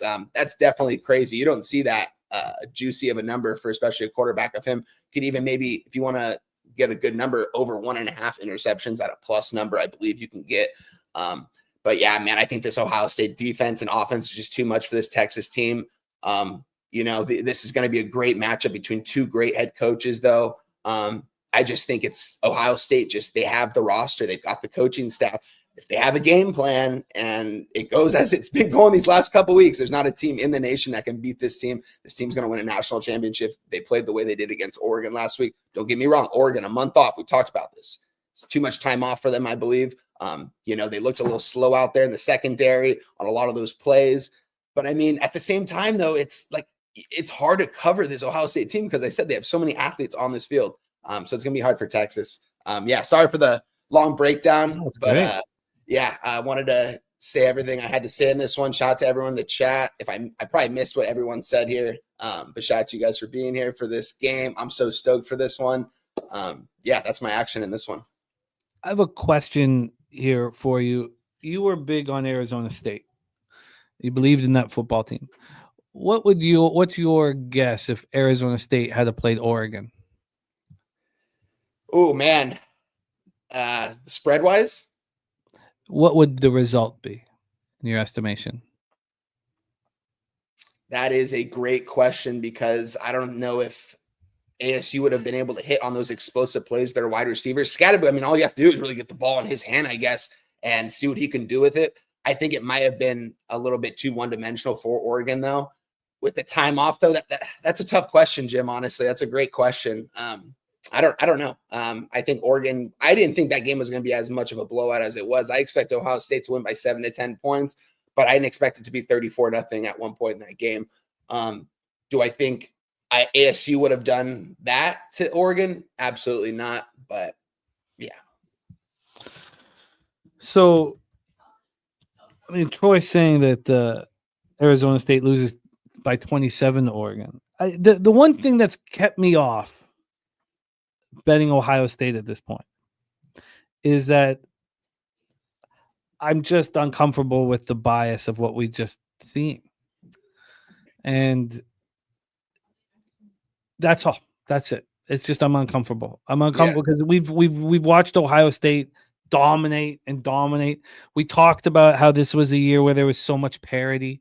If that's the case, then why would Ohio State not get tested one time on the way to the championship? That's all. Yeah, and they can, man, because Texas does have. I mean, they've got a lot of money invested into their program too. And looking at the market, man, just kind of everyone humping up on Ohio State right now, and kind of everyone I've talked to has been humping up on Ohio State. But I just think you kind of have to go with what you know in this spot between these two teams. I'm not looking at the market too hard in this one. Obviously, if this went to like a 5.5 before game time, I would be extremely worried. I hope I don't see that. But yeah, this is going to be a good one. I'm excited for this one. We have angles for both betting on Texas and fading Texas. Rodswag says fade Texas in away or neutral games. There's good passing teams averaging 8 or more yards per attempt. Texas record since 2023, 0-5. But says bet on Texas in away or neutral games off a non-cover where the team won is a favorite. They're 5-0 against the spread. Troy Torrance says the problem is Ewers is not him. Ewers is not him. I mean, Ewers is a good quarterback though, Troy. That's the thing. I mean, he's got a cannon, man. He's got a good arm. But like I said, they worry so much on those explosive plays. and they're going to need a run game in this one. That's kind of what they were doing all season. It's kind of been getting slowed down a little bit these last couple of games. But, yeah, I mean, I'm not going to say Ewers is a first-round draft pick or anything like that, but he's definitely a good quarterback. He fits good with the system. Manning, I mean, he's going to be the quarterback next year, so we'll see then. But, I mean, if Ewers gets it done here, man, I'm going to give that so much credit to him, man, because to take out a juggernaut like an Ohio State team, and it could happen, man. It could happen. Anything could happen at this time of year. It's who wants it more, who's doing all more studying right now at the film, game planning. I mean, these coaches aren't sleeping. They are not sleeping, man. This is going to be a fun one. Well, great breakdown. And this is not the end. We have wine time. Oh, also, we'll be live for the college football championship here. We'll have a live stream rolling on Pub, so join us for that. But spectacular work this year. We have Jeremiah Smith over 88.5 receiving yards. What was that juice at? -125. Cool. You're locked in here. You have Ohio State -6 at -110. A Texas State team total under 23.5, and you're looking to finish off a parlay with Texas State, Minnesota. That was a +1. I thought that was a +150. I think I wrote down +110. I had +110 here. I don't know why I thought. Didn't you have a +150? Sorry, that's your James Madison Notre Dame UTSA. Yeah, that was with Jose a couple weeks ago. Yeah. All right, you are locked and loaded. I still don't know what to do at this point, and I'm going to be studying it and keeping an eye on the market here. Because if you look, I still need to get in the black, man. I mean, I know it doesn't. It's not. But I crushed CFL. I'm up double digit units in NFL. I don't want to be in the, and it's my fault. It's because of not capping Wednesdays with you, which may change next year. Because I figure with your run in college football that I left at least $3,000 on the table, and that's not acceptable. Okay, that is the college football semifinal, the Cotton Bowl. Kong says, gave out Notre Dame plus 2,200 preseason. We are in great spot to hedge. If you bet it with me, Kong, you're a monster, an absolute monster. Let's roll into NBA. I'm excited to rock with you guys here in NBA off a 3-1 day yesterday and moving in the right direction. 11-4, my last 15 bets giving out on the show in NBA. Let's get to work. Wine time. We're coming off of a rough Friday together. So you've bounced back beautifully in these situations. So it's time to do that once again. Let's set this one up and let's roll. We start with the Warriors, 19-18, 9-8 on the road at the Pacers, 20-18, 10-6 at home at Gainbridge Fieldhouse in Indianapolis, Indiana. Obviously, the 8-point spread is telling us who is going to be in the lineup off of the back-to-back. But let's get that confirmed here with the latest news from Shoot Around. So let me get that up here and let's roll. So no Steph, and we know Wiggins. So no Steph, no Wiggins. Podziemski and Peyton out, of course, as well. And, of course, Kuminga out. And that's what started this losing streak for the Warriors, was that they never had a second option. So we have a starting line for the Warriors of Schroeder, Hield, Lindy Waters, Kyle Anderson, and Jackson Davis at the 5. That's one horrible group. That's awful. And so bad defensively. You look at Schroeder and Hield defensively. I mean, then for the Pacers, of course, Naismith is out, but we have Turner and Halliburton as game time decisions. Turner is sick. He missed Wednesday's game with the sickness. Again, watching people miss 3 and 4 games being sick is astonishing to me, but I don't know what's going on. You have Halliburton dealing with the right ankle sprain. He's played every single game this year. Be shocked. I know he probably wanted to go up against Curry, but I'd be shocked if he wasn't in the lineup. Coin says, where does Golden State's points come from? Look, Schroeder and Hield score points. Schroeder's the cockiest guy. Nobody wants him in their locker room. I mean, he won the World Cup for Germany, and the guy's got skills, and nobody wants him. Let's get into the line history here in the cash flow. We have this 8. There's no 8.5s or anything on the board. It's been sitting at 8. This is juiced towards Indiana. This opened up at 8.5 and immediately dropped to 7.5, then back to 8. So we have a half-point move towards the Warriors. I wonder if you need to know that. I mean, let's say how is Halliburton not going to be here? You know, if Steph was in, Halliburton would be here. This total opened up at 222. This opened up after midnight when they knew that Steph wasn't going to be playing. Opened up at 222, got up to 223, got up to 224.5, and then came back. It's a 1.5 move up to 223.5. And then when we get to the cash flow here, AOD saying it's Buddy's revenge. So, Fernando, there's no Steph. Steph is not playing, so there's no bounce back, no nothing here. We have 69% of tickets, 68% of cash on the Warriors. Why?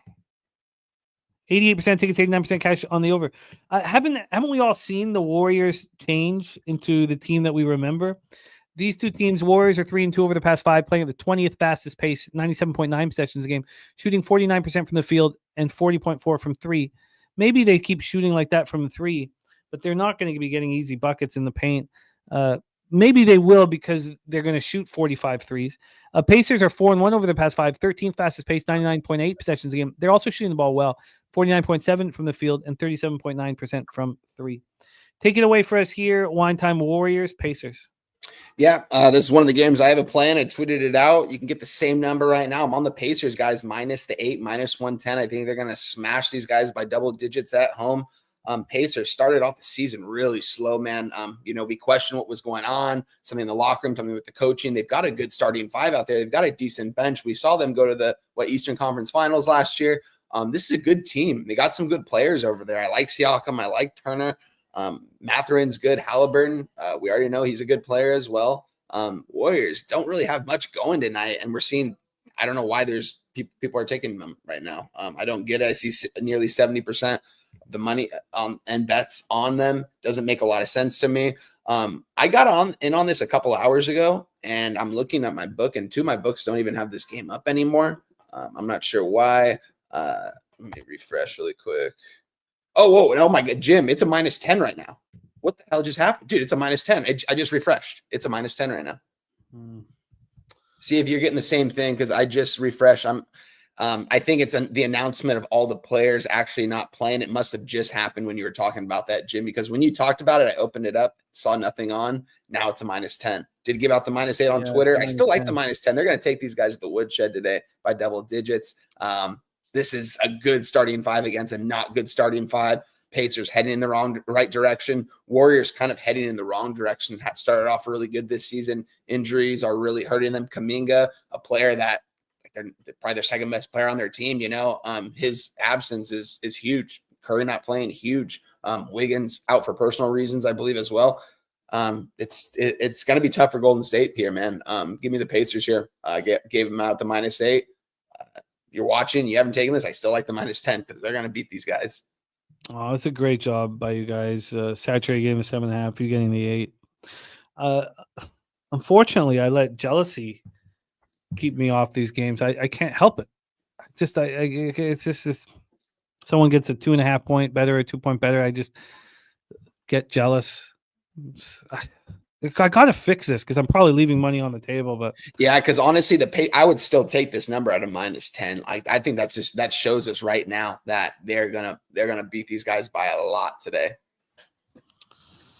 Slow Jam says one thing that worries me: star player out, team steps up. We see it time and time again. We've seen it with the Warriors time and time again because Kuminga goes for 40 or 35.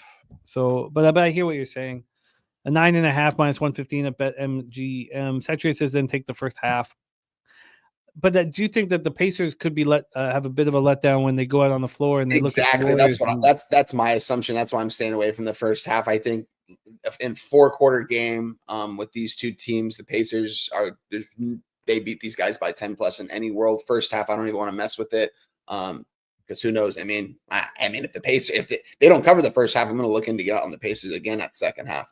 So that'll be something to keep an eye out for as well. If Indiana is trailing at any point in this game, to get on them live early. But love the Pacers here.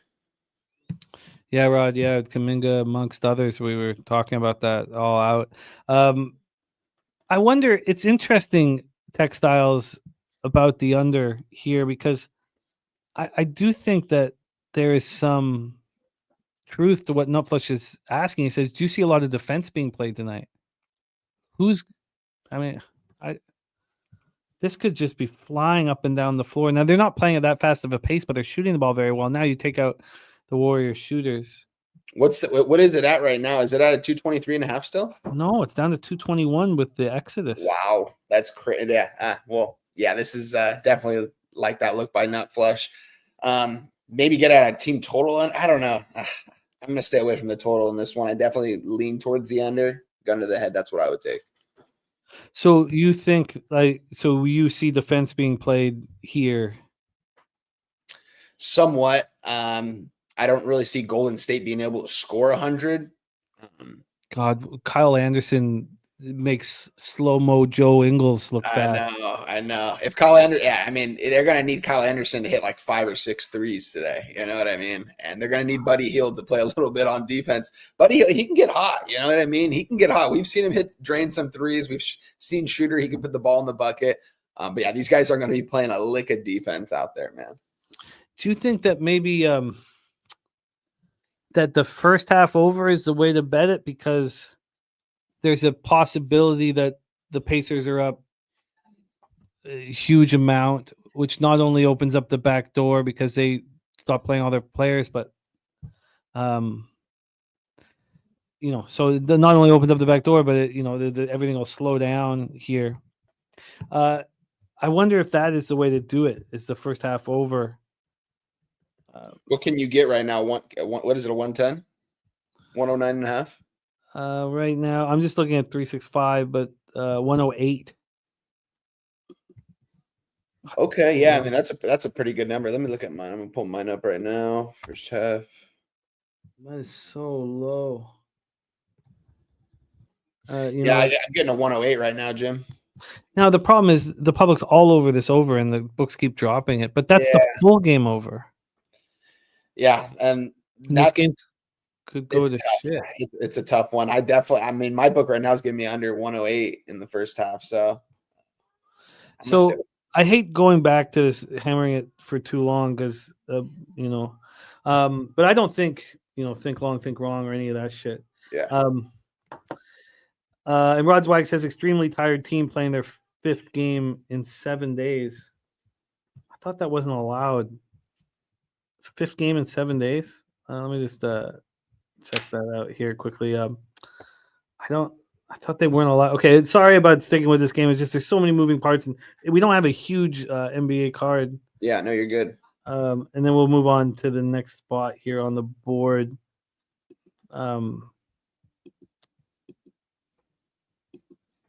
Yeah, no one's played 5 games in 7 days. Okay, they don't let a team play 5 games in 7 days. Okay, let's roll on here. I have interest in the first half over here, but obviously the market's saying that there's no chance. Let's roll on. AOD, I appreciate you, my man. Textile says, what if Hallie doesn't play? Yeah, what if he doesn't play, honestly, when he's like, look, Steph's not there. God, this is a wildly interesting game. I'll keep an eye on it. Wine time, moving on the Pacers, a -8, a -110. Let's roll on. Next up, 7 p.m. Eastern, we have the Milwaukee Bucks, 19-16, 7-9 on the road at the Orlando Magic, 22-17, 13-6 at home at the Kia Center in Orlando, Florida.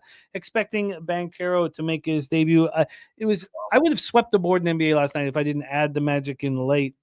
And the 20-star play of the day from our guy, Rod Zawacki. 20-star play of the day is the under, first half under in this one. What a interesting look there, my friend. So got to keep that off. NBA spreadsheet play of the day is in as well. Yeah. And that is the +6.5 here for the Orlando Magic. +6.5. You can get 7s now as well. So we have the NBA spreadsheet play of the day from our guy, Ron Crawford.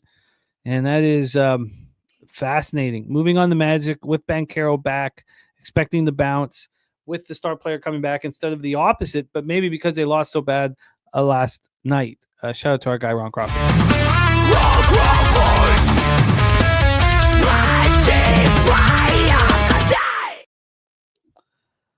And the 5th in 7 games here for the Warriors, starting on the 2nd. Yeah, because they had 3 games in 4 nights, and then 1 off in the back-to-back. Wow, you're right. They've only had the 3rd off and the 6th off. Oh, but today's the 10th. Oh, because of course they played last night. Wow. So they had the 3rd off, the 6th off, and well, okay. You can explain to me later. Because you're saying forget the second game. You're saying from the 4th, 5th, they had the 6th off and the 8th off. Play on the 9th and play on the 10th. Okay, I get it there. Okay, 5. It's cutting out the second. I feel you. My bad. Yeah, and there's Rod saying 4th, 5th, 7th, 9th, and the 5th game is on the 10th. So they missed the 6th and the 8th. No, you guys are right. My bad. I thought they weren't allowed to do that 5 games and 7 nights anymore. That's crazy. That's insane. Yeah, I thought that they made that rule that no team, they wouldn't put teams through 5 and 7 anymore. All right, let's roll on. But thank you guys. My bad, my poor math there. Let's roll on. So we have Bucks Magic is the next spot on the board. We've heard Ron Crawford's spreadsheet play of the day on Orlando. Orlando opening up at +4, and they're now at +6.5. Does that mean that Banchero is not returning here tonight? Oh, it's because we knew that Suggs and Wagner were going to be out anyways. Why would it move 2.5 points if Banchero is back? God, this is that's weird. This total is at 214. The total's climbed up from 209.5, which then would lead to the idea that Banchero is back. Wow, this is just an absolute mess. We have 16% of tickets, 14% of cash on the under, and we're just seeing it skyrocket. On the spread, 26% of tickets and 34% of cash is on the under. 26 and 34, but the line's moving against them. Huh. Saturated says yes, Paolo's back, but why are they? I guess they're saying that the market overvalued him returning. Okay. Here we go. Milwaukee 3-2 over the past 5. 4th fastest pace in the league. 102.2 possessions a game. 47.6 from the field. 39.1 from 3. Orlando's dismal 3-point shooting has not changed. It wasn't changing when Franz was in the lineup and Banchero was in the lineup. They've just been a bad 3-point shooting team all year. Orlando 2-3, 29 fastest pace, just 93.7 possessions a game, shooting 41.8 from the field and 31 from 3. The Bucks come off their second straight win, 121-105 at home over the Spurs on Wednesday. And the Magic, of course, on the second half of back-to-back after falling 104-89 at home to the Timberwolves last night, showing no heart whatsoever. Take it away, Wine Time. Bucks Magic. Yeah, Jim, this is a game I circled on my card last night, actually. Shout out to Saturated in there. He said he got in at the under 209.5. I wanted this under so bad, and I said, you know what? Whenever it comes to these 4 o'clock games over here on the West Coast, and I see these low totals in the Orlando games, for some reason, I always want to take them on the show, and I feel like I don't get them. And the line always moves in the opposite direction, moves up from what I thought. And so when I circled this game at 209.5, I'm seeing a 211.5. Now I'm seeing even maybe a 212.5 at some spots eventually, maybe even a 213. I don't know where this is going to go, but now I'm 14 right now. Wow. I almost want the over in this spot just despite on that alone. No cap in this.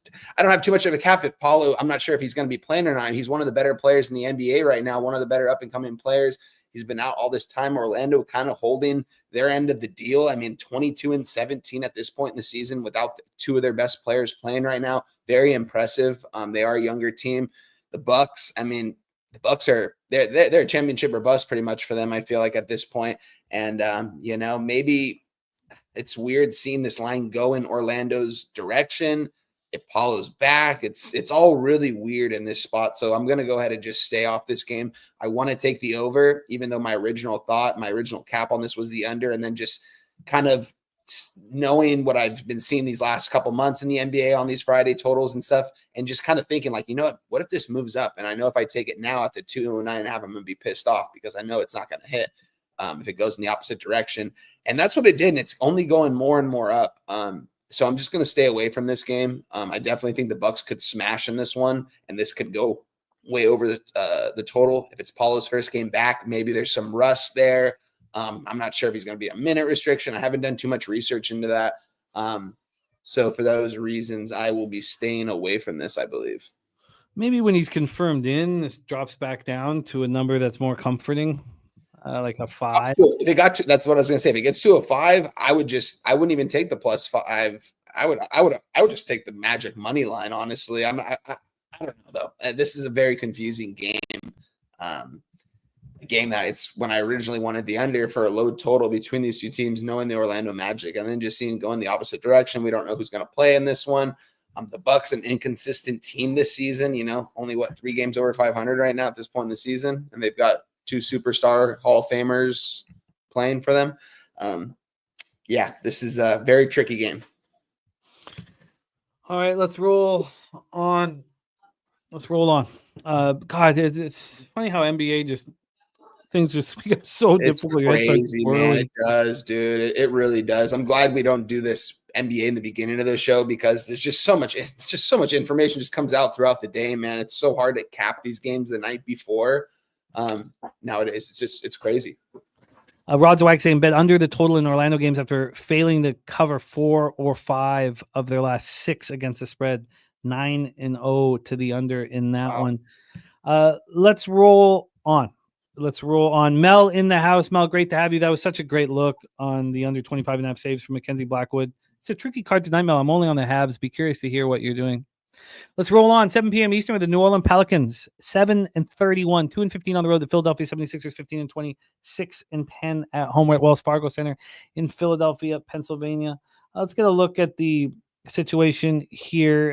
Embiid, Lowry out, Drummond out. So then Paul George is the game time decision, but he's listed as probable. So Paul George, it's funny your Paul George assist prop on Friday. He got 5 the night before, 0 assists. He doesn't even get a single assist. That was a great look. For these Pelicans, it's just sucks watching them without BI, Herb Jones, and Troy Murphy. But yeah, that's the situation. And then DeJounte is a questionable with the elbow injury. He's been dealing with elbow soreness. And now he put up 20 in the game, 26 minutes in that horrible 119-100 loss that the Pelicans just went through. Will he be in the lineup tonight? Pelicans 2-3 over the past 5. Same with the Sixers. Both playing at a similar pace. Sixers are playing at 1 possession a game faster, 98.1, 97.1 for the Pelicans. Philadelphia shooting 45 from the field and 35.4 from 3. And Pelicans shooting poorly as well, 44.4 from the field and 34.2 from 3. Pelicans lost 2 straight, losing at home to the Blazers on Wednesday, embarrassing. And the Sixers coming in off their second win in 3 games, but it was 109-103 at home over the Wizards on Wednesday, which doesn't say much. Take a look at the line history here for this one. We have Philadelphia -5 at -112. They opened up at 4, a 1-point move towards the Sixers. And then on the total here, we have a 220.5 at a pick'em. This opened up at 221. It is now at 220. Let's get into the cash flow then for this one and then hand it over. We got Woo in the house. What got Woo Rizza? We have 31% of the tickets, 33% of the cash on the Pelicans. That's more than I would have expected. On the total, 24% of tickets and 41% of cash on the under. There we go. Take it away for us here. Wine time, my man, Pelicans, Sixers. Yeah, I'm looking towards an under in this spot, Jim. That's what I'm looking at in this game right now. Look at these two teams, man. I mean, the Pelicans, 7 wins and 31 losses. Just horrible, man. They go out and get Willie Green a couple seasons ago. They make the playoffs or the play-in? I think last season, I forgot. Promising year. A lot of guys kind of in and out of the lineup. Brandon Ingram not playing in this one. We already know that. DeJounte Murray's playing. CJ McCollum's playing. Zion Williamson's playing. I mean, those are 3 pretty good players, Jim, if I'm being completely honest. I mean, outside of that, they don't really have much. The 76ers right now, who's out for them right now in this spot? It's Embiid's going to be out. Lowry, Drummond, it's looking like, right? Embiid's going to be a no in this game. Yeah, Embiid's out. Lowry's out. Drummond's out. PG is in. But you're right. Zion is in. You know what? I'm going to say screw it, Jim. I'm going to say screw the total. I'm going to go right to the window, and I'm not even going to mess around here. I'm going to take the New Orleans Pelicans on the money line here. I'm going to see what the best number available. I think I can get a plus 160. I don't know. I think they can compete in this one, and if they're getting 5 points right now, I think they can win this outright. I'm getting them plus 5 money line right now, plus 170. So I'm going to go ahead and move on that right now and make it official, Jim. I know this Pelicans team doesn't really necessarily want to win right now, and they probably should be tanking, trying to get a top draft pick, or some of these players, though, I definitely think want to get out of New Orleans by the trade deadline. I'm guessing like McCollum and Murray. I'm not too sure about all that. But I mean, this team's going nowhere fast, but who says they can't go out here and get a win against the Philadelphia 76ers? I mean, they got Zion playing. They've got CJ playing. They've got DeJounte playing. I think they can compete in this one. So I'm going to go ahead and I'm going to go with the plus 170 here on the money line between two bum-ass teams. Honestly, like what Kelly McKinnon says, kind of like a bum fight. I do too. And I'm going to take the more of the bum here if I'm going to get plus 170 with them. So I'm going to get the Pelicans plus 170. What a fascinating look here. Plus 170. I mean, God, Zion, such an enigma. So 7 games this year Zion has been in for. He came back against Minnesota, played 28 minutes, went for 22 and 6 and 4. They lose by 7. He certainly changes the dynamic of this basketball team. He does. And that's why if he wasn't playing in this one, I definitely wouldn't take a shot at the Pelicans and probably wouldn't be this good of a number. But I just think, I mean, two teams that aren't very good, and I think the Pelicans can compete in this one. It's a Friday night, and you're going to give me almost double my money on them. It's the NBA. I like these kind of spots in the NBA, so I'm going to go ahead and move on them. We can get you a plus 175 offshore, so that's what we will do for one time. Plus 175 for our guy on the Pelicanos. Okay, let's roll on. Next up, we have the Sacramento Kings, 18-19, 8-7 on the road. The Boston Celtics, 27-10, 13-6 at home. We're at TD Garden, Boston, Massachusetts. I'm trying. There's 2 things I'm trying so hard to do. I'm trying so hard not to bet totals. I'm trying so hard not to bet props. Now, because of that, I would say one of every 10 or less, one of every 15, one of every 20 gets through here. And my ROI now is up on both player props and totals because I've been staying away. So we have Rod Zwacky, another 20-star play for him on the under 111.5 in that bump fight. The Juice talking about Yabusele over 12.5 points. But here I moved on the under. I could not get past. Now, of course, this was before the announcements for the Kings that De'Aaron Fox was not going to be in the lineup here, so that, helps the under, obviously. But for me, the Celtics are at home and they are going to be able to dictate the pace. The Celtics have never had a slower pace than they have in the last 5 games in as long as I've been capping them. I've not seen them at a 92.4 possessions a game here. Now, I know that their efficiency is through the roof. I've lost with this angle before when the Celtics have slowed down. And here, DeJuice Fox is out.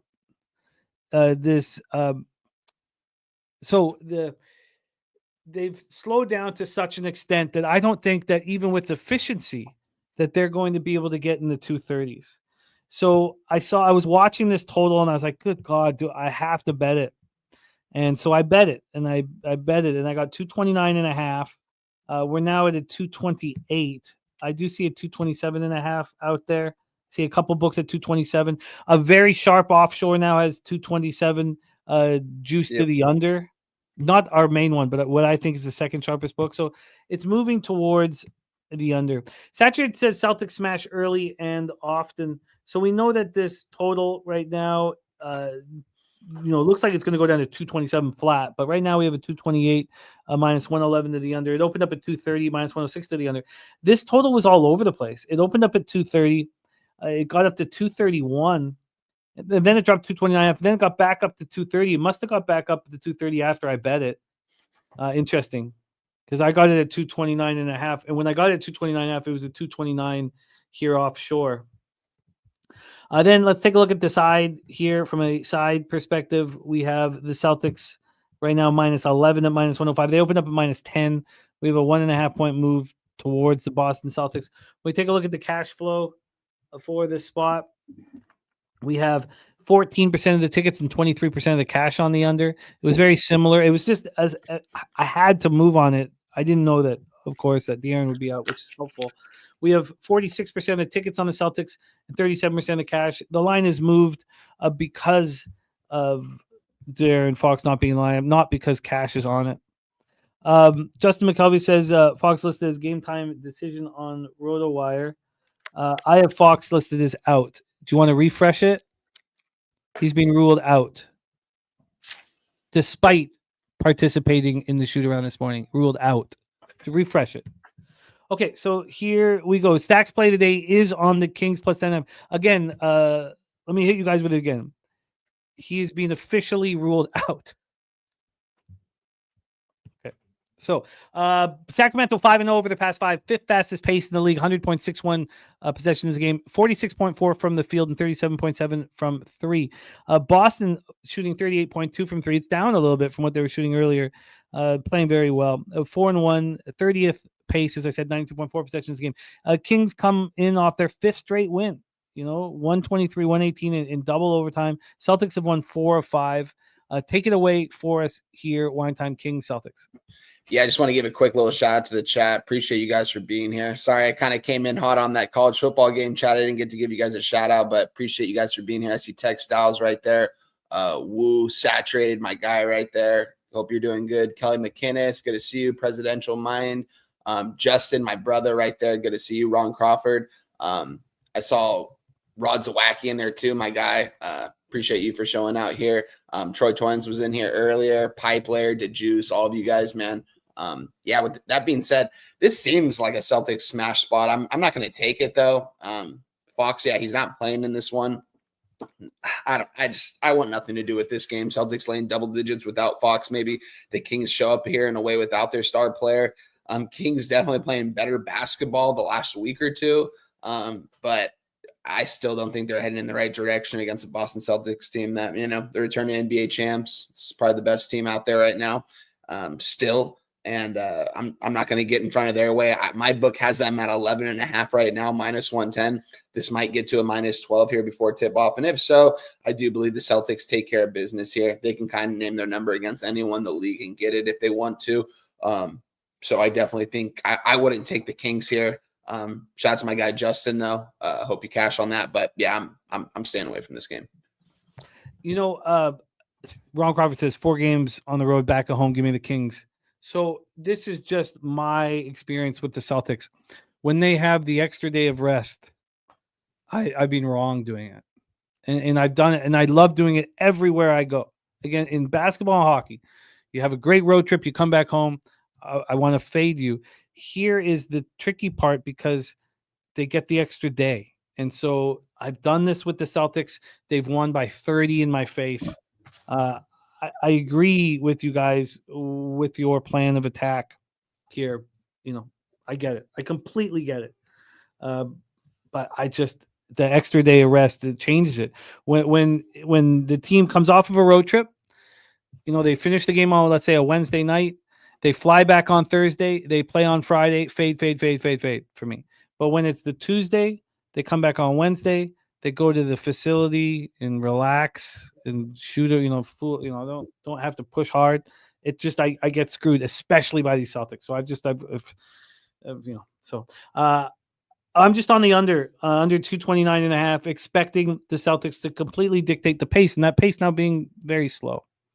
Let's, and sorry, anything official there? I have nothing official for you here. No, nothing for me in this one, Jim. All right, let's roll on. And Kelly McKinnis saying, just followed Justin McKelvey on X. Yes, I have as well. Yesterday, we got our guy Stacks play of the day on X. Please support our guy Stacks. So good to have him on X. Such an important spot for our gambling. We roll on. Next up, 7:30 p.m. Eastern with the Oklahoma City Thunder, 30-6, 13-4 on the road at New York Knicks, 25-13, 12-5 at home, Madison Square Garden in New York. We have the Thunder coming in off having their 15-game winning streak snapped on 129-122 loss at Cleveland on Wednesday. So, look, we get it. The Thunder, are an angry group. But they beat up on the Knicks by 10 points so recently. And the Knicks coming off having their 3-game losing streak snapped in that 112-98 win at home versus the Raptors on Wednesday. They're healthy. They are relaxed. They are ready to attack. And it's nerve-wracking here. So I almost bet the under before I came onto the show. And then I thought, no, I better talk it out. So we still have Cat as a game time decision listed as questionable. He came back on Wednesday and had the double-double. I don't see how in the world he wouldn't be on the floor in this one. We know the situation for the Thunder. Nothing's changed. No Caruso, no Chet, and that's fine. Let's get the line history up for this one here. We have New York +4 and -102. They opened up at +3. Now, I know the books that got in really early put this at a 1, but because this didn't come out till midnight. So why don't we look at the place where we used to host our poker tournaments and see how early that they came out with this Knicks line. They came out at 3:18 yesterday, and the Knicks were -1. Good God, that's a monstrous move. That's crazy. Absolutely monstrous move. From a total scenario here, we have a 226. This is what I was looking at. It was bouncing all over the place. It opens up at 225. It gets to 226. Then it goes back to 225.5, and then 225. And then I saw it going up, and I was like, just wait to 226. So for me, this is a high-intensity situation where two teams are playing at middling pace. The Thunder 15th in the NBA over the last 5 games, 99.5. The Knicks 17th and 98.7. You have a Knicks team that's been horrible from 3 over the last 5 games. Is that going to change now with some relaxing comfort at home? You have an angry Thunder team after getting their loss snap. You have a Knicks team that's angry because the Thunder just beat them. This is a fascinating one. When we get to the cash flow, we have 71% of tickets, 72% cash on the Thunder. A huge move in their direction. On the total, we have we have 90% of tickets and 88% cash on the over. High intensity. Don't we want an under here? We have Rod Zweig says bet the over. Home teams where the first half total is 111 to 115.5 after having won 4 of their last 5 games with a winning record on the season, playing a losing. Oh, that must be the Celtics one. Okay. Sorry, that's the first half over 20-star play for Rod. Thank you, my man. Kelly McKinnis on the Thunder. Let's hear what Wine Time's doing with this one. Thunder, Knicks, MSG. Yeah, I'm pretty much right where you are in this one, Jim. I had this one circled down, didn't give it out on X or anything because kind of similar to you. I kind of wanted to get a 226. I can get a 225.5 right now, so that's what I'm going to give out on the show. I'm on the under, guys, in this spot. I think this is going to be high intensity, good game at the Garden, man. On prime time, it's going to be 7:30 out there in New York, man. This place is going to be going nuts. There's going to be intensity from both teams because the Thunder are the best team in the Western Conference right now. The New York Knicks, top 3, top 4 team in the Eastern Conference as well. So this is going to be a high intensity game. Superstars on the floor for both teams. Definitely some crazy line movement. I mean, seeing OKC open up as a dog and now this much of a favorite at the Garden on a Friday night. I see New York. I mean, pretty much all their guys are going to be. You said Karl Anthony Towns, is he questionable? He's questionable. He was questionable on Wednesday and he played. I don't think you should bet this yet. Have you put it in? No, I have not. I don't think you should because the offshore just moved it to 226 with a -106 VIG, which means you could get under 226.5 at -112. Let me see what I can get right now. But yeah, okay. I'll hold off and wait. If that's the case, I don't see why other books aren't moving towards the over. It feels like they're moving towards the over. Let's just take another look at one other one here. Let's get a sharp book here. The other one as well. So another very sharp offshore just moved it to 225.5 40 minutes ago from 225. And then the place where we used to do poker moved it back up to 225 here, but this was juice to the under. Then this morning they moved the juice to the over. Maybe you can now, but I just feel like the 226 or 226.5 could be available. We have looks from saturated. Cat over 2.5 turnovers, Brunson over 2.5 turnovers, and OKC -3.5. OKC -3.5. For those of you guys looking for Justin's X, which is just, it's the perfect thing for us, Justin, because it's not pictures. It's not, hey, how are you? It's not, look what I did today. It's just action. Literally. There's no, I put a couple pictures of my kids over 7 years, 2 pictures maybe. I try to keep everything just business on here. There is Justin's X handle. Please support our guy. Rods Wax says, bet over the first half total New York games after playing 2 consecutive home games. They're 8-0 to the over this year. Wow. And Caesar says a 226. That's even money to the under. Okay, yeah, give me if you can lock me in on that. Give me that. I'll take that. I think wait. You think? Yeah, man. I think it's going up. But I can give you the under 226 plus 100 if that's what you want. Yeah, I think I want that because I don't want to lose that number either. You know. I love it. There you go. Under 226 at even money for wine time. I want the under in this game. I think it's going to be high intensity, but it makes me nervous, of course. But I like it. Let's move on. 8 p.m. Eastern. So I plan on moving on that under at some point when I feel like it's hit its peak. Washington Wizards 6-29, 1-14 on the road. The Chicago Bulls 17-20, 7-11 at home at United Center in Chicago, Illinois. Bulls coming off having their 2-game winning streak snapped in that 129-113 loss at the Pacers on Wednesday. They're playing at the fastest pace in the league, 104.42 possessions a game, shooting 45.8 from the field and 35.3 from 3. The Wizards are shooting the ball really well right now, and they've slowed down a little bit. They were playing at this ridiculous breakneck pace. They're now playing at 100 possessions a game, which is much, much slower than they were playing. And they're shooting the ball better, 47.3 from the field and 37.1 from 3, coming off their 4th straight loss. And they played pretty well in the 109-103 loss at the Sixers on Wednesday. Let's get into the line history here for this one. We'll start with this total. This total is high. We've seen Wine Time move on overs on the highest total on the board. Well, this is it, and it's moving to the over. This opened up at 240.5 at little after midnight. Then at 3 a.m. it moved to 242. Then it started dropping. Then it got back to 242. Got up to 244. This was 244 at 8:40 this morning. There's been buyback back to 242. It is juiced to the over.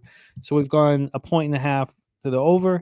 When we get to the spread here for this one, Wizards are plus 11.5. They opened up at 11.5, and it's where they stand right now. No movement at all.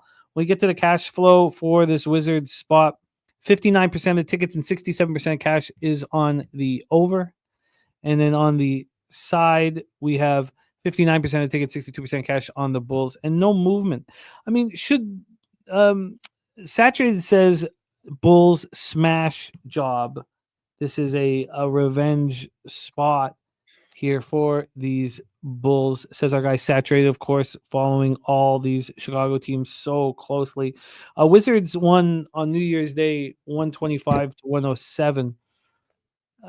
So it wasn't that long ago. So Rebenga in mind for Saturated. Take it away. Wine Time, Wizards, Bulls. Yeah, this is an interesting matchup. Shout out to Cab on our show on Saturday, all about the hoops, starting 5, man. Been a blast doing that. I actually gave out my best play on that. I gave out the Bulls money line against the New York Knicks plus 170 because we were on the Knicks on that Friday, Jim, and they just fell apart in that 4th quarter. Man, I think we should have cashed that. You know what I mean?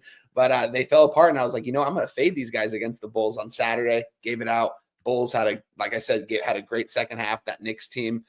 It's early in the season, but these guys are playing a lot of minutes. And by the end of the season, I don't know how these guys are going to be able to play in 7-game series comes playoff time. With that being said, we're on this game now. I'm on the over. We've already talked about this, kind of an angle I've had on this show, the highest total on the board, and it's only moved up. I wrote it down at 241.5 last night. Didn't move on it. I didn't have it available to me. Got it available this morning at the 243. So I'm going to give you guys that out right now at minus 110. I think this is going to hit 250 in this spot. I definitely think the Bulls can smash this one, but I definitely think the Wizards are going to be able to put the ball in the bucket in this game as well. I think both teams are going to be able to get off. I expect the Bulls to cover this spread. I mean, when do we ever see the Bulls as a double-digit favorite, 11.5-point favorite ever? But they are heading in the right direction. They're playing some good ball. Levine is playing some good ball right now, scoring-wise. They're playing some good team basketball, and they're winning games, man. It's still a couple games under 500. This isn't like a playoff team that's going to make a deep run or anything. But with that being said, why the hell are they at minus 11.5 here? Maybe because they are playing the worst team in the NBA in the Washington Wizards. I'm seeing Jordan Poole is questionable, I believe. But I don't know. I'm on the over in this one. I don't think an ounce of defense is going to be played in this one, and this is going to sail over the total. don't even. This is a game we're not going to have to stress on today. This is going to hit at least 250. So give me the over 243 minus 110. Yeah, Pools missed 4 straight. Sorry, I didn't go over Jim, that. I actually, saturated. I might get on. I want to pull up some Levine props right now and see if I can get on his. What is his points? 26.5. His 3-pointers. 3. Damn.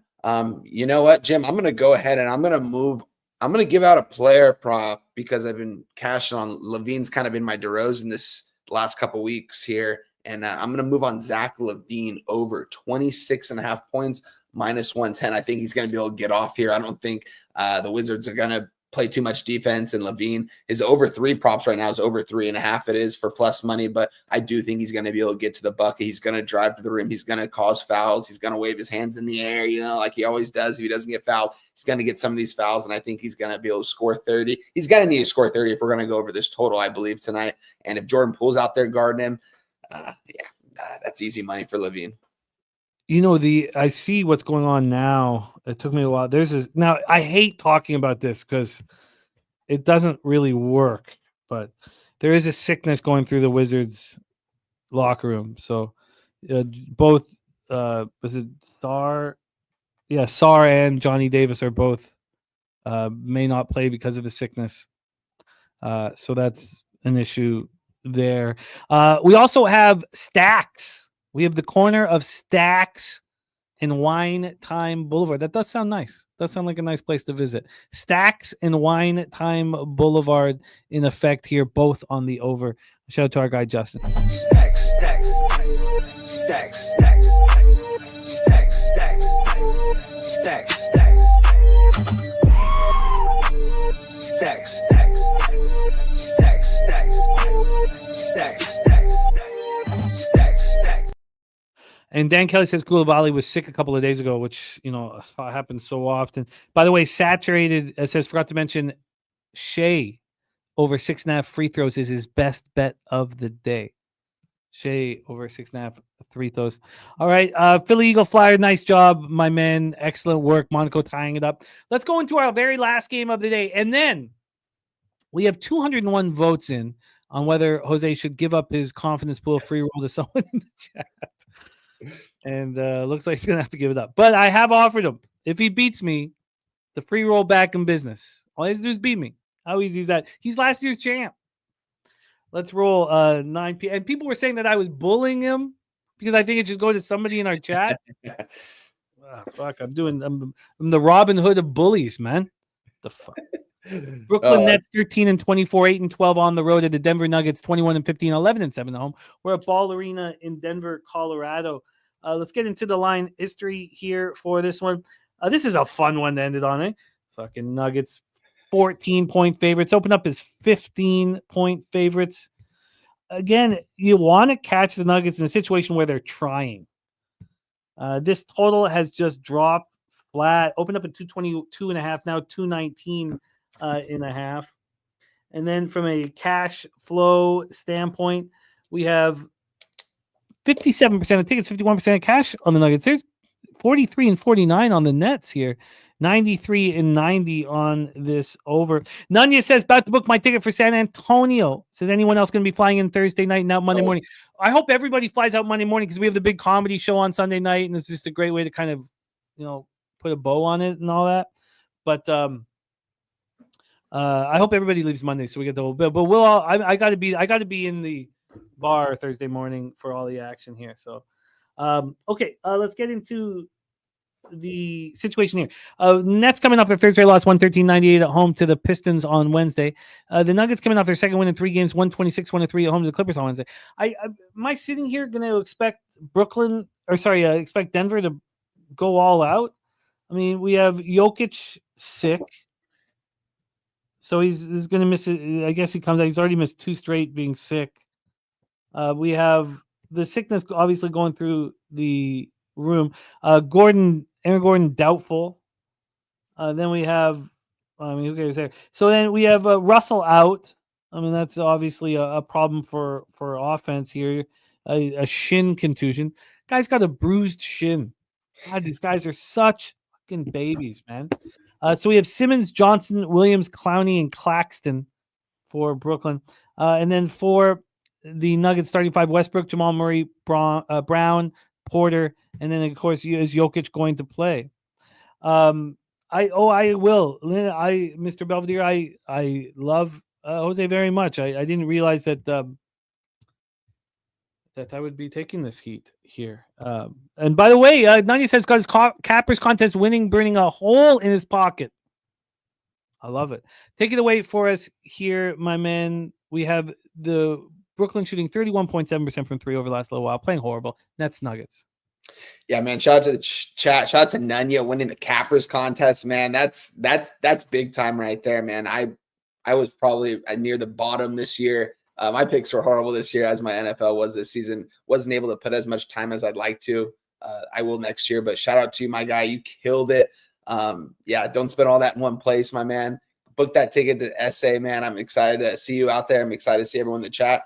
You guys, book your tickets, man. Get out there, man. I think I'm going to be out there Wednesday to Monday, so maybe even Tuesday. I'm not sure. I'm still figuring all that out. But yeah, looking forward to that. But get into this game. Oh, there's my guy Big Show in the chat too. What's up, my guy? Good to see you. Dan Kelly as well. Chris Warren, Johnny K, Mr. Belvedere as well. There we go. And on to this game, man. You had Nuggets being almost nearly 15-point favorite here. I have nothing in this game, Jim. I don't really have much to say about this one, if I'm being completely honest. The Nets heading in the wrong direction right now. Their team doesn't look too solid. You know, they made some trades. Not looking too well. D'Angelo Russell's out in this one. It's looking like, yeah, he's out. Yeah, and looking at the Nuggets, I mean, I'm expecting Jokic is going to play if they're this much of favorites, right? I think he's going to play, and I think they probably lay it on them, man. I would only lean towards the Nuggets being this much of a favorite, but I'm going to go ahead and stay away from this one. This is a game I want nothing to do with. I like the action I gave out today so far, and I don't want to push anything on this game, so I'm going to stay away from this one. Where does the scoring come from in this game? Yeah, and this total's dropping, and only 10% of bets on the under, man. This is the last game on the board, like Friday night. You know, people are probably going to hammer that over towards the end of the night, and this is probably not going to come close to what the total's at. It's total drop from what, 224 or so, 223.5. Well, 225.5 at the offshore that puts it out first. 222.5 after our main offshore kind of studies the market.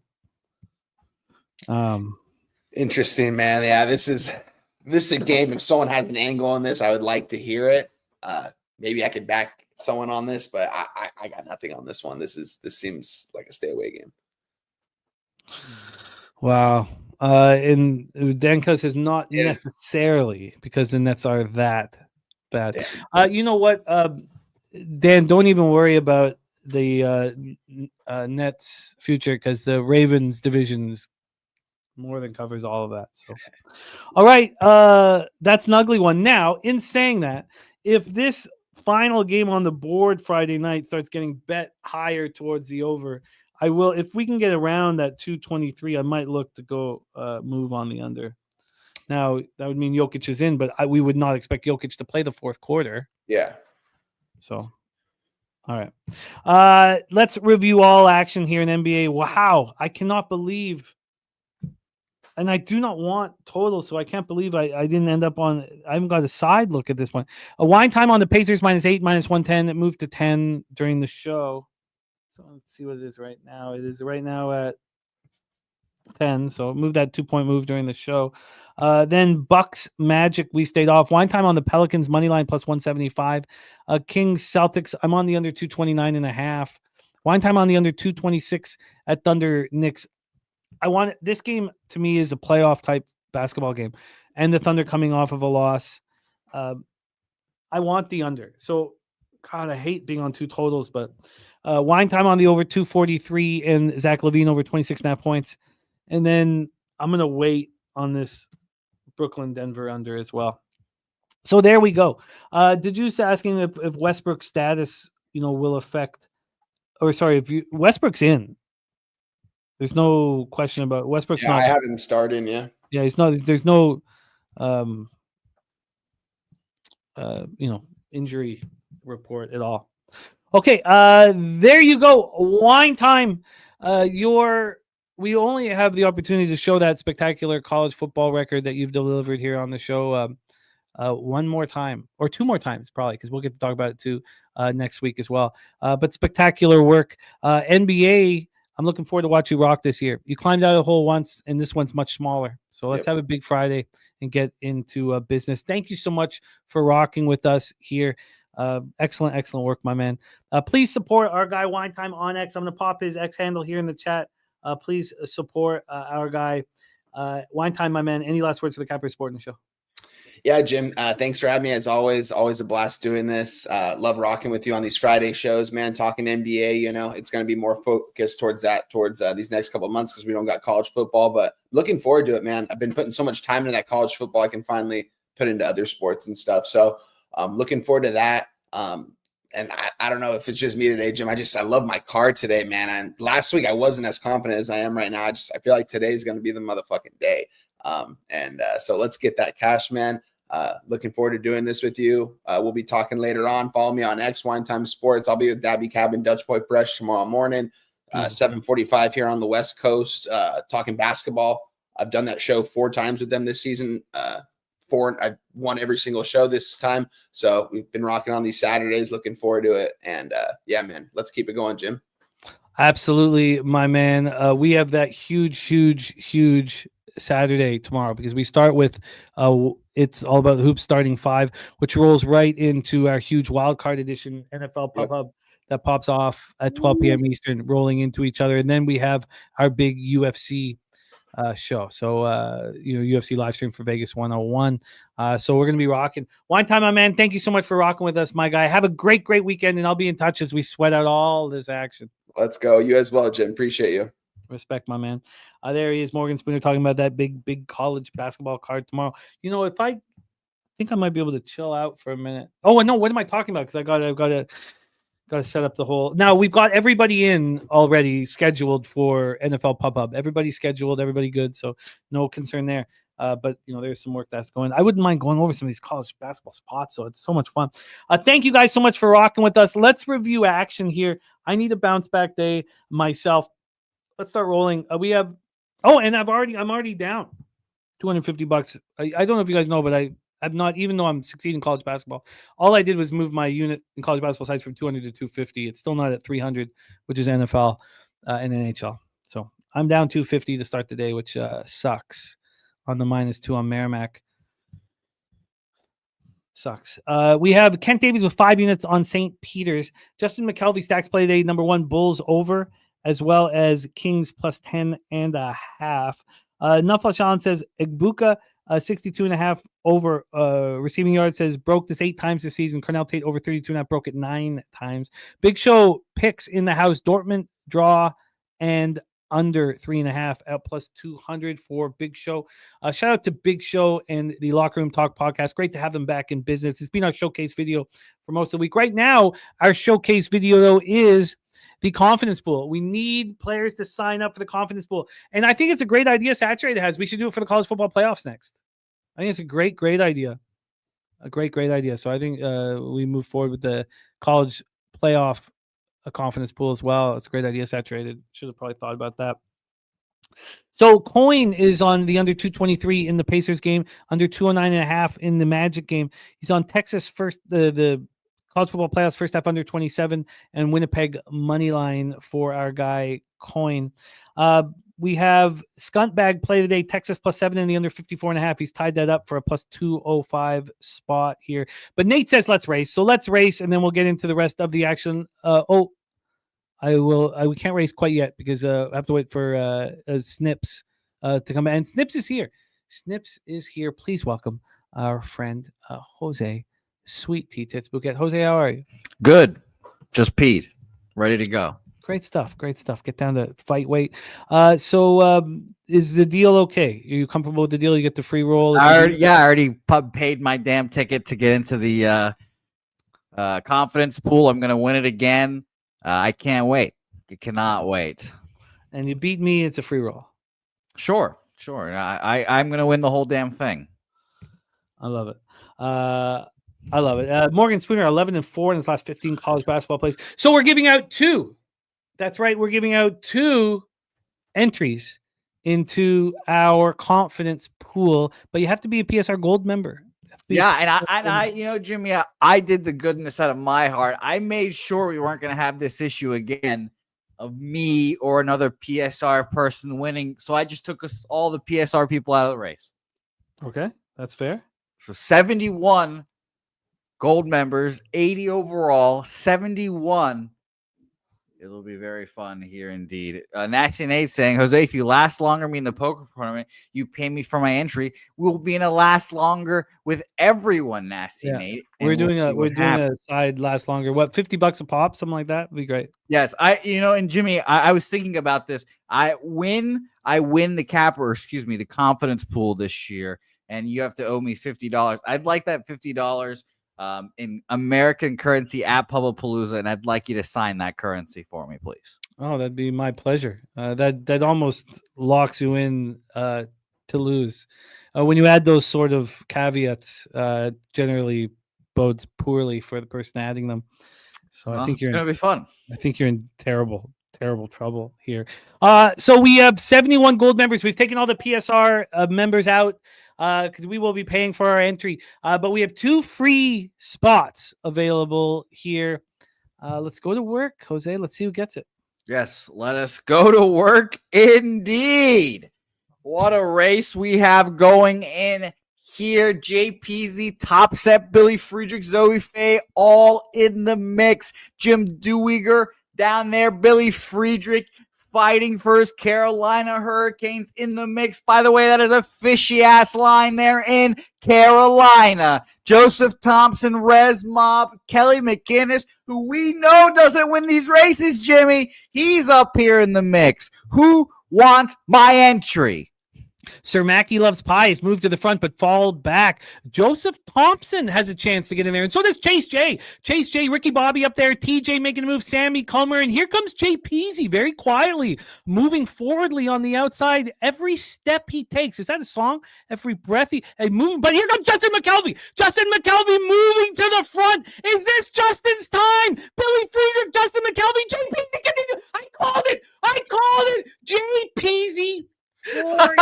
Easy. I called it. I saw him sneaking up on the outside, and Jay Peasy gets free entry into the confidence pool. I told you. I saw it happening. On the outside. It looked like it was Billy's day, but no siree, Bob. And our guy Jay Peasy gets the free entry into the confidence pool. Yeah, congratulations to you, Jay Peasy there. I'm now taking out your name out of the list. What are the odds he wins back-to-back horse races? Very, very, very unlikely here. Who was the guy that won 3 straight? I've already forgot already. God. No one's ever won 3 in a row. I don't think anyone's ever won 2 in a row. No, we had a guy that won back-to-back immediately. Jesus. Was that Director 97? Yes, it was. It was Director 97. He won back-to-back. I remember it because he's in the horse race video. Won him back-to-back. So, shout out to Jay Peasy. Congratulations. You get this free roll. And now we have one more. One more for glory. Nasty Nate. Is this your time, Nasty Nate? Is this your time? NJ Stryker claiming the early lead. Matty Ice, Bubba Rito, financially free and focused. A nice new group of people up in the front here. Can Nunya just add to his winnings up there at the top? Saturated in there as well. Coin, Rez Mob back in the mix here. Imagine if Nunya could just add to his financial burdens with another free roll, Jimmy. A very exciting Bubbarito with the lead. I was so enthralled in the race, I forgot I had to start talking. Saturated on the outside, Randall Sheffield, Kent Davies, but Bubbarito wants to come home with it. Nunya trying to move forward, but here quietly comes J-Dub and Salty Pete. Chase J also in the running. Here comes Paul Taylor, the Sailor. TJ making a huge move. TJ making a huge move on the outside. TJ moving right to the front. TJ trying to get to the wire, but Gerald Jones Congratulations to Gerald Jones. Gerald Jones also for $2 hit the New York lottery for 597. Gerald Jones now gets free entry into the confidence pool. Gerald Jones with free entry into the confidence pool. TJ was right there. I thought TJ was going to get it, but Gerald Jones gets it. That's great stuff. So Gerald Jones is in. We also have JP's in there. They're both in. There's Joey Marinaccio, the Dapper Capper. What's the deadline for the confidence pool entry? It's kickoff tomorrow. Kickoff tomorrow is the spot. So you got to get in by kickoff tomorrow, which we hope that everybody will be in for. Great stuff. So Jay Peasy, Gerald Jones are in. We had a whole bunch of cappers sign up. Please sign up for our confidence pool, because if we get enough people to sign up, then we can also do a college football one. We can keep this going. Here is our thumbnail for the that's not my bad. My apologies. Here is our thumbnail for the confidence. God damn it. God damn, did it again. Sorry. Here's our confidence pool thumbnail. Please support it. Please support the confidence pool so we can keep doing it. We really, really want to keep doing it. We need people in. We're getting close to 20 right now. We need to get up to 30. We want 50. We want 50 in the confidence pool. So please sign up and join us. Jose, let me just keep rolling through the. Oh, nice. Timo, send it to me as well, please. Send it to me. I will peruse it. The only action for me in NHL is the Le Habitant. But when is Yaroslav Askarov going to play again? He is playing phenomenally well, and he also has a lot to prove, and he was just, abandoned by the Predators. So Yaroslav Askarov for the Sharks. When is he in? Is he going to be in tonight? Dana Delp on UCLA plus 4.5. Dabby Cab on UCLA first half plus 3. Ohio State over 52.5 for Dabby Cab, and Texas first half plus 3.5. I'm going to get my action in college basketball. This is my favorite part of for my, obviously sending in your bets is the most fun. But then, a few minutes before puck drop or tip off or first pitch or kickoff is, that feeling will never go away. And that's why we do what we do. But I love this opportunity now. So I expect Long Island to be on my card. Mercyhurst, Moyne, possibly Wagner, Canisius double up. And I'm going to look a little longer at Fairfield and Toledo, but I don't know if they make my card. C-Mac is on Wagner plus 11. He's also on the under 138.5 in UCLA, Maryland. And then Wine Time's on Maryland. Taint play of the day is UCLA, Maryland, under 138.5. That is a sweet, sweet Taint. And I know we've played Taint twice already, but we've got many, many Taints. So here's one for all of us.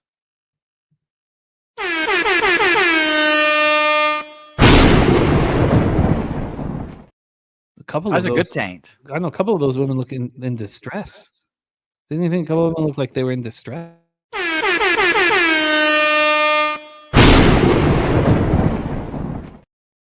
It looks like they saw something shocking. A couple of them look like they were in distress. Let's see this one.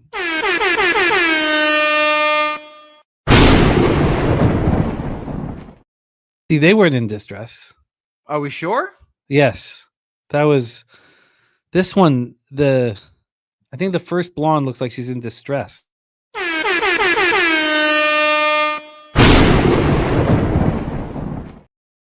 The Taint play of the day is the under 138.5. The full Reese McGuire nuke. I wish you luck. You're just in the water over there. I get it, nuke. I get it.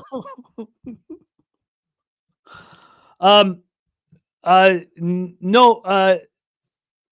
What is the rule about that? You have to have all your picks in for the week before kickoff. I think it's all of the Saturday games. I'm not 100% sure. Swig, if you're in here as well, let us know. I think you can still sign up after the Saturday games, but you won't have those games, I guess. It would be the thing. So I'm not 1,000% sure. I think you just need to put it in before. I think you just need to put it in before the game start. Yeah, and I think you can still sign up after that day, but again, you won't have all the games to make your picks, so you'll So that would make no sense. But I do think that your pick has to be in for the game before kickoff. Shit, we should have. I forget. I don't know what we did last year. We'll give. Okay, obviously you can't put your action in after a game is kicked off. Yeah, so we'll give benefit of the doubt, but just make sure that your action is in before each game's kicked off. I'm going to put all my action in before the first game kicks off, so I have nothing to worry about. Yeah, and it's all money lines, so that makes it easier. Yeah, it's all straight up there. Okay, so let's go over more action. Kyle Hintley, and we need to cheer on Ohio State so he gets the last leg of his money line parlay. That's for $5,500. Wine time. We know wine time on the Texas team total under 23.5. He's on Ohio State -6, and he's on Jeremiah Smith over 88.5 receiving yards. Are you close to moving on anything in the Cotton Bowl? No, but I'm going to be on Strong Island tonight. Go Long Island. I'll be on them, but I'm not going to move on anything. I would love to see a 5.5. If it goes down to 5.5, I'd be on Texas, but I don't expect it to move all the way down to 5.5. So I'll just probably stay off. I'm curious. I'm going to be watching. I loved the action I had yesterday, even though I went 2-1, but it made it so much fun. Viper, we love you, my man. Rob Freeze play the days. DeRozan over 18.5 points. His line increased to 20.5 after the Fox update, but he still likes it a lot. And we just reviewed basketball, so we're in business, man. Now, I don't have enough action. I'm going to spend some more time on this college basketball card. I don't think I have enough action. Bo Jackson says Magic have a record of 4-0 against Central Division at home this season. Thank you guys all so much. Bo Jackson, the Nuke Worker, Nut Flush, The Juice, Kelly McInnes, Rob Free, Viper, NB, Tori Coker. What a great group. A great group. Thank you guys for rocking with us. Saturated, Morgan Spooner, Joey Marinaccio, the Dapper Capper, Rem Most, Jarek White, Billy Friedrich, Textile, Super True Story, T Moss, Gerald Jones. There we go. Gerald Jones right there with that big cash out. I love it. Gerald Jones getting into our conference. And by the way, email us, obviously, JPZ Gerald Jones, so you can claim those free tickets. Kelly McKinnon says, wouldn't be fun getting arrested for giving it a tug. No, I don't think so. We can ask Teresa McGuire about it. Maybe he got a few, adrenalines in that process. I don't know. No. By the way, spoiler, my 13 overall pick will be this week. I mean, very easy. 13 overall points, whatever it is. Yeah, there's so many different strategies for that. So, Coin says sign up for the confidence pool, fellas. Coin is in, please. Oh, and Nuke has tinted windows. Yeah. Well, you're set. As long as no one looks at the front window, I guess. You're right. But that might be even more for more arousal, True. Jose, thank you for all your hard work. Another week in the books here. Hopefully I'll be helping with the work a little bit on Wednesdays and Tuesdays in a little bit. Not too much longer here until I'm back in business. I don't have enough action, especially when there's not full NFL slates. I don't have 20 bets in NFL. I don't have enough action. But people miss you and Loshak. Yes, I've not talked to Loshak after my message to him. I've not spoken to him. That'll be a great first show. I can't wait. Yeah, it's just like back in Costa Rica where he didn't want me to talk to him before the show started. Yeah, well, yeah, that sounds about right. I mean, he wants to keep it fresh. You know who else used to do that? Regis Philbin. Also, you couldn't talk to Regis before the show. Wanted to keep it fresh. So Regis, Pete, same cloth. Nice. Yeah, both New Yorkers, right? Yeah, I have no idea where the fuck Regis is from. Any information on Regis Philbin? Regis you knew that the people didn't want to talk to him. That's information. Yeah, no, you're right. But he could be blowing me right now, and I would be like, "Is that Regis?" No, you would know if it was Regis blowing you. You think he does a great job? Absolutely. I've heard through the grapevine, yeah. He does a spectacular job. What is this? Kathy? Kathy's told me. Kathy Lee Gifford. Sure. Yeah. Sure. That's her name, yeah. All right. Morgan Spooner says, kid I went to school with got kicked out for jacking off in the commons area of the library. Didn't get kicked out of the school till the second time. Yeah, you know what? That's fair. The first time, it's like, just slap on the wrist. We call you a pervert. The second time we sent you the invitation. That all sounds valid to me. Maybe the librarian was just very attractive. Yeah, it's possible. Very possible. Let's put a bow on the show. I got to get action in. Thank you. Two Jack rule. Standard two Jack rules. Yeah. There's precedent set, Lynn. There's a precedent set. Two Jack rule. I didn't know that was in play. Bo Jackson said he had someone like that in high school too, caught him jerking off at the computers in the library. I wonder what he was looking at. Oh yeah, probably Pong. No, probably this. Possibly. Very possibly. Or maybe this. Oh, good God, yeah. Fuck. Who knows? It's probably exactly what it sounded like as well. Oh. Something like this? Oh, God. Shit. Oh. All right, I'm uncomfortable.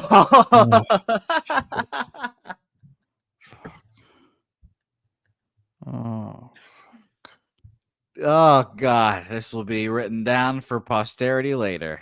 Oh, shit. God damn shit.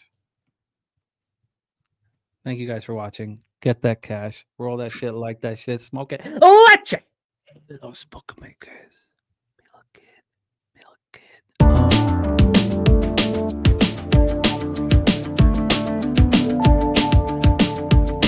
Shit.